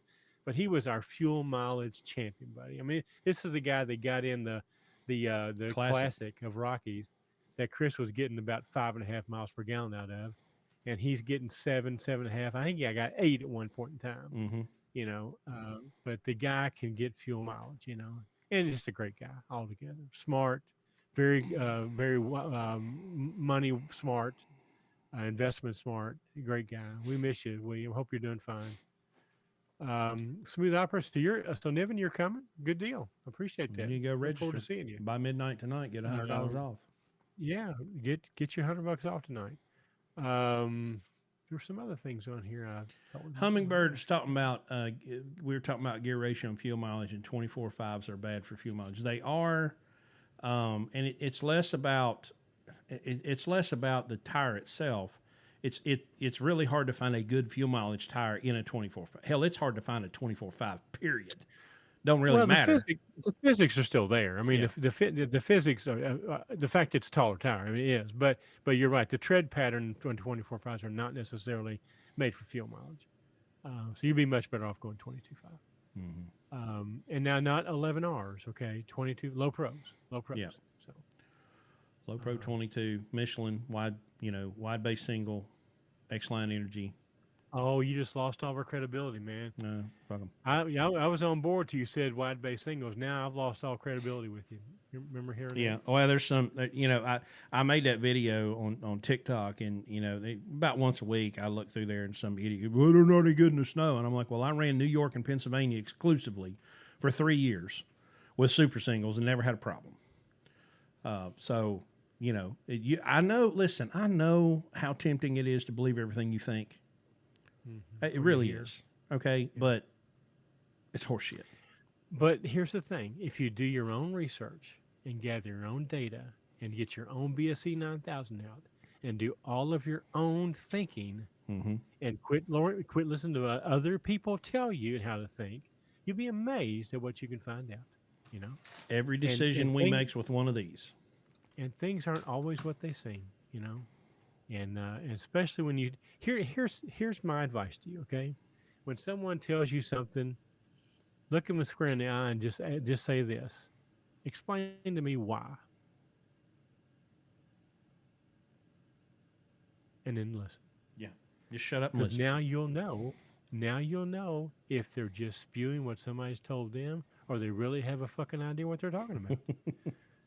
I think you know the answer to that. But listen, listen. We have this ongoing problem with something as simple as a friggin' com check. Okay, Oh my God. you guys know what com checks are. Well, there are two accepted ways of using a com check. You can write it out like a check, present it to the person that you're paying, and they call this big red number on the front of it. That they will get an authorization number. They write that number, and that check is good like any other check. Mm-hmm. Or you can get what's called you can call yourself and get an express code and use it that way. Both of them work, but you wouldn't believe how hard it is for us to convince some of these people that there are more than one way to use it because it happens on a regular basis, and it happened today. Chris, I don't know what you finally had to do to get it straightened out, Oh, I had but it was to. I had to talk to the people off site somewhere, you know. And she's like, "Well, I've got to have this card number because the bank won't cash it." And I said, "Well, what I would if I was you, I would go to the bank and tell them to call Comdata, and Comdata can tell them how wrong they are." I said, "Now look, I understand it's 2023, and stupid people cannot be moved. Once they've decided to believe something that's 100% untrue." She kind of giggled at that, and she's like, "Well, I just know what my experience is at the bank." And I'm like, "Well, listen, I know we're surrounded by morons that don't know how to do anything, and this believe stuff that's not true." But it was ridiculous. Brother Sean uh, asking, "Are hotel rooms separate from event costs? Or non-LSBCOs welcome to the event?" Yes, absolutely. You are the welcome. hotel rooms are separate, but we do have a special rate. If you'll register on our website, you'll Yeah. get a special rate. There's a link on the event page. It takes you to the hotel website, and you can reserve your rooms there with them. And non Landstar BCOs, I guess that means you're not a BCO, you're an owner operator, not at No, Landstar. right. Well, he's just not at. He's saying he's not at Landstar yet. He's an owner You're, operator, abso- you're but he's not. absolutely welcome. Yeah, Absolutely welcome. we'd love to have you. Go And register by midnight tonight. Use the code Landstar and get $100 off. absolutely. The things Listen, we talk about work anywhere. It's just we're at Landstar and we know how to use it at Landstar. But business is business. Listen, we could be talking about bubblegum machines and all the same. So here's a good one on TikTok. Quincy Moore, how do you find drivers for those old Freightliners you cobble together? Well, there's a very simple answer to that. We don't hire truck drivers. Okay. We hire people that want to do our 18-month program to teach them how to survive in business. And most of them understand that the kind of truck that you operate makes no difference on whether or not you're successful in business. And so if someone doesn't want to drive our old Freightliners that are cobbled together, that's fine with me. I'm not going to hire those people, because I don't exist to serve truck drivers. I exist to serve customers. Here, exactly. People don't understand here that we don't. We're not here to teach people how to deliver freight. Okay, Right. we deliver freight because that's the chosen profession that you have decided you want to be in business in. We're just here to teach you how to do that. Okay. Now those old trucks we coddle together, we do that because that's how we make a profit. Okay, because we understand that if we can put $40,000 in a truck and deliver freight, as opposed to $225,000 in a truck and deliver freight, there's a big difference there in the cost of the operation. We're a business school, not a trucking school. Right. And if people come here, if they call us up or they ask about, what kind of trucks we drive and how the seat feels and does it have this or have that, we're not interested because that's not what they're not coming here for the right reason. We talk to people who want to understand, how do I get in business? How do I stay in business? Because now the truck doesn't matter when that comes to that. And remember, we're not talking about you're a permanent truck for somebody that's been in the business for 10 or 15 years. We're talking about people that typically go out here and sign a lease purchase or a predatory financing agreement on a $200,000 truck as their first truck, Mm-hmm. trying to get in business and stay in business. So yes, we would rather you go buy a coddled up truck for $15,000 or $20,000 that delivers freight just fine and stay in business as opposed to doing it the way that most people do it. Thus, the lunatic name that we get. So we don't really try to make you understand that because obviously you're a truck driver and you're in the business of driving a truck, and we're not. We're in the business of teaching people business. So that's And I why it can doesn't tell you matter. this: I'm a 27-year driver. Been in business with Blue Ribbon now for 5 years, and I don't drive anymore because I'm busy. Okay, but if I was going, given my knowledge and experience in the industry, if I was going to buy a truck today, it would be a 2007 Freightliner Columbia with a Detroit. I would not have anything. I wouldn't have a Peterbilt. I wouldn't have a Kenworth. I wouldn't have a. I would have a 2007. That's my favorite Columbia with a 12.7, preferably with a direct drive 10 speed or 13 double over and 264 gears to get maximum fuel mileage. That's what I would drive. That's exactly what I would drive. Now, I might make it pretty. I might make it do that. But the only thing that matters on the whole damn truck's the fifth wheel. That's all that matters because it needs to hook to a trailer because the money's in the trailer. The money's not in the driver's seat. The money's not anywhere in the cab. The money's in the trailer. That's where the customer is. And so go back through our TikTok feed and you'll find this guy that was just broke his precious little heart that I said that we're not driver focused, we're customer focused. How dare you not be driver focused? I'm not. I don't give a shit about the driver. I give a shit about the customer. That's what I care about. I teach people that come in our program to be a servant who's in business that wants to serve customers and make money because that's what we're all here to do. But I'm not here to pamper your ass and blow sunshine up there. And I'm not doing that. And that's what we try to explain to people. This is a master class in trucking business. Now, if you want a job, this is the absolute worst place you should be. Because if you come here expecting a trucking job, you will be miserable. You will despise me with every fiber of your being, and I will sleep like a baby knowing that you hate me. But you'll also, we take a lot of pride in the fact that we know that you're in business now making a profit and you're not on Facebook bitching about the rate of freight right now because you understand business. So, you guys have to understand, people get in business for different reasons, evidently. In trucking, evidently, people get in, they don't even know they get in business, to be honest with you. Truck drivers have no idea they just go buy a truck because that's what you're supposed to do, because that removes all the people that you hate. Now you don't have a dispatcher. Now you don't have this. You don't have a safety guy. Now you're your own boss. That's why people want to have their own authority, because it removes everybody that they despise. So that's the reason they do it. They found out later that, well, wait a minute. If I don't know anything about business, I can't stay doing this. What I want to do is going to get taken away from me because I can't afford to do it anymore. Now, you blame it on the rates. You blame it on everything else except you. Mm-hmm. But you got into business for all the wrong reasons. Okay? Yep. Because if you get into business because you hate all these people, guess what? You're going to hate the customer too, because they're the ones that you have to serve. And so we just teach people how to put the cart back before the horse. All right. If you're going to get in business and let's make money and stay in business. If you're not, just be a company driver. Okay. Buying a truck will not solve your problems. Promise you. It won't. It gives you more problems if you're not prepared, which is why there's a 90% failure rate in this industry for first time truck owners. 90%. That's not like a counting rounding number. The vast majority of people who do this will fail. And most of the time that failure comes with some serious financial consequences, like bankruptcy, divorce. Honeys don't like husbands that are broke, okay? Evans or Matthew's asking about seats.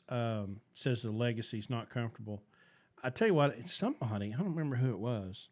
somebody bought a used Bose ride because you sure as hell can't afford a new one. But there was a company that put Bose rides in all of their company trucks. I would I'd search junkyards and stuff, look for the used Bose ride, or like Rocky said, that Boston wide ride's pretty nice with the back cycler option. But I always enjoyed the legacy seat. McClay says, "Define failure, please." Well, when you're not in business anymore and you're bankrupt and you haven't paid your taxes in 5 years, that's failure. Yeah, yeah. Failure is you can't afford to stay in business anymore. That's what failure is.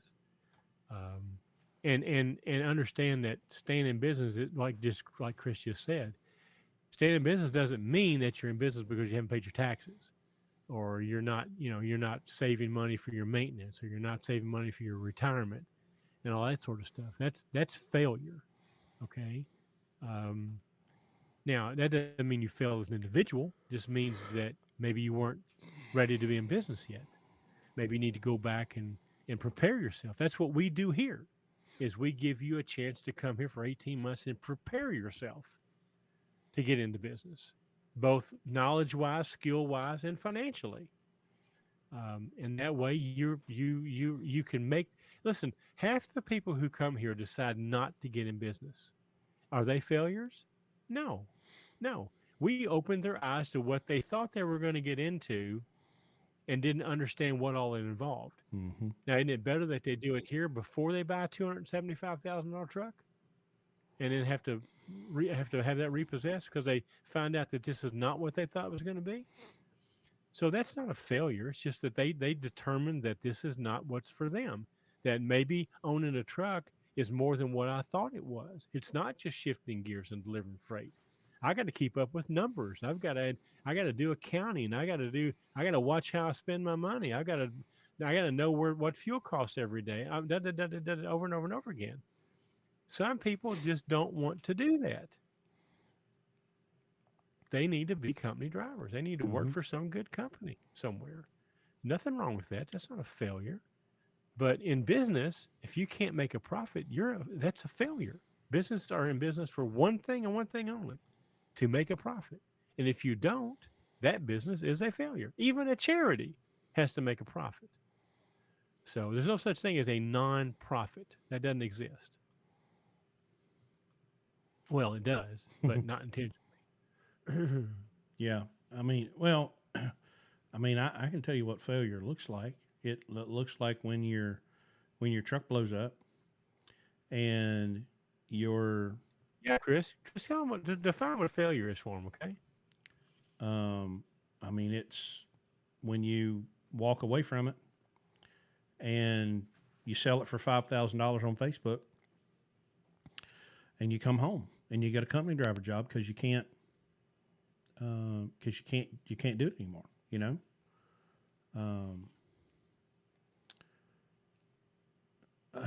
Josh's trucking adventures. You guys have opened my eyes. I was all emotion in trucking. Now I run my company truck like it's my own business. It's crazy talking to independents who, as you always say, have no clue their numbers. Yeah. Yeah. Like Larry says, just go ask them why. Hey, why you do that? Yeah. Good for you, Josh. See, that's what that makes my day right there. You know, I mean, look, I'll never ever financially benefit from you ever, but look what we did for you. You know, look what we're doing, and what gets me and blows my mind because we see 20 or 30 people here. I get emails every day, and people will come on and they'll say, I've listened to every episode. I'm now at I'm up to 160. I mean, and you think to yourself, how do I have that much impact on somebody that they would spend 330 or 40 hours of their time consuming our bullshit, but it's humbling, when you see that our experience and what we've done and what we share can help somebody, um, now look, we do this for the money too, but I mean, what this podcast, somebody asked the other, how do you get drivers for those coddled up trucks? This is how we get drivers those cuddle up trucks, because people will listen to this, and there'll be a certain number of people that this will resonate with, and they'll Mm-hmm. go, you know what? And usually it's the kind of people that we want, by the way. They understand that business is tricky, and maybe they're not ready for it, and maybe there's things they need to know, and maybe it'd be better if they got taught by people who are pretty damn good at it. And that provides us with the drivers that we have in our program, and that's how we make money. It's a four-win situation. It wins for Landstar, it wins for us, it wins for the driver certainly, and then of course it wins for our strategic partners if it's a truck that we don't own. And that's what that's what we enjoy doing. We could care less about hiring truck drivers and hauling freight. That doesn't interest Chris or not. I neither one. What interests us though is taking people who want to do that. That's what they've chosen to do as their profession, and teach them how to do it, Josh, in a way that's successful and will provide something for you down the road. Look, I'm 69 years old, and I've had a very successful life and career. But I mean, I started out like y'all did in 1977. Now I did a little differently.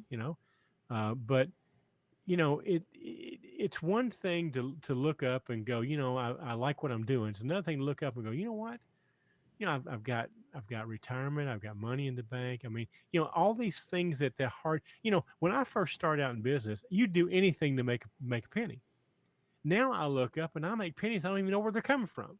You know, but that's just the benefit of doing this long enough that you get that windfall. So that's what we do this for. This is why we do this. So anyway, um, somebody asked about lumpers twice. I don't. First of all, y'all get all worked up about lumpers, okay? The shipper pays the lumper, okay? Every time. You may have to pay it out of your pocket temporarily, but if you do it right and you work your deal right with your broker or whatever, you should be getting reimbursed for that. Whether or not you believe that that's true, and listen, we have an episode about this. It's with my son, by the way. My son is the executive vice president of the biggest lumper company in the country. You've heard of him, Capstone Logistics. I don't remember the episode number, but look it up. He explains in great detail what lumpers are for and why they're necessary. And I Mm-hmm. think you'll understand better if you just, again, open your eyes, quit listening to truck drivers, okay, and understand why that's necessary in the business. Because again, remember, it's not all about you, okay? It's not all about you. I know that pisses a lot of you off, Mm-hmm. but y'all really don't matter, okay? So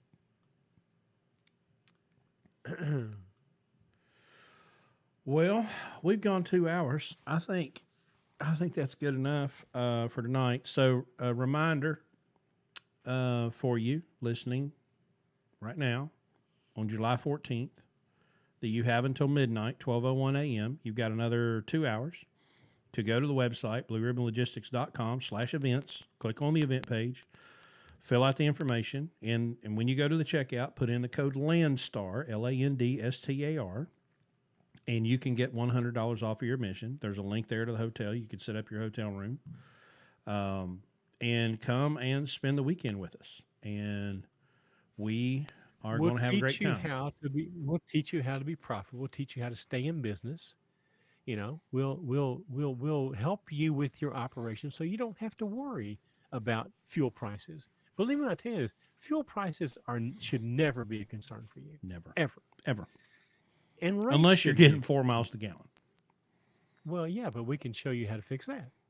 So anyway, you guys need to come spend a weekend with us.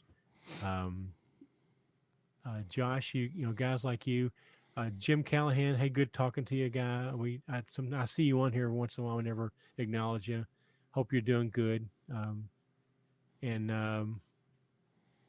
And Larry's going to BCO days in August, so he'll get us some updated retention rate turnover numbers. Hummingbird, we've got a bunch of episodes we talk about 1099 versus W2. We're not going to get into that tonight. Just go back through the older episodes. There's plenty of them there. One of the early ones, like in the 50s, we talked about don't get pimped on a 1099. But we've been going 2 hours. Nothing has come unglued. Like, we haven't lost connection. Our audio works, video works. It's been a miracle. So I'm not going to tempt fate. And I think 2 hours is enough. So we're going to shut this down. I'm going to kill y'all first. Rocky, as TikTok. far as we know, the hotel link is working. As far as we know, Yeah, People are last using I it, heard so it from, must and I be- haven't heard any problems. And Christy said she had it working. So, all right, good night, TikTok. I'm shutting y'all down first. And all right, TikTok, they're down. And YouTube, you're next. So y'all hold your breath. I'm getting ready to pull the plug. We'll see y'all next Friday night. Anybody out of town? Yeah. No. Well, you said something Well, about I maybe might we had be. to- Yeah, I've got to go pick my daughter up from a bluegrass camp, but I think we might be okay. I may be in Fort Wayne at that expedite thing on Friday night. So, Okay. and if I do, I've got to go to dinner with Landstar people. So I may not be able to do it next Friday night anyway. So. Okay. We might move it to Saturday, maybe. All right, y'all. We will see y'all next Friday night, 8 o'clock. Go to the Or website. Saturday. Sign up. $100 off. Code Landstar.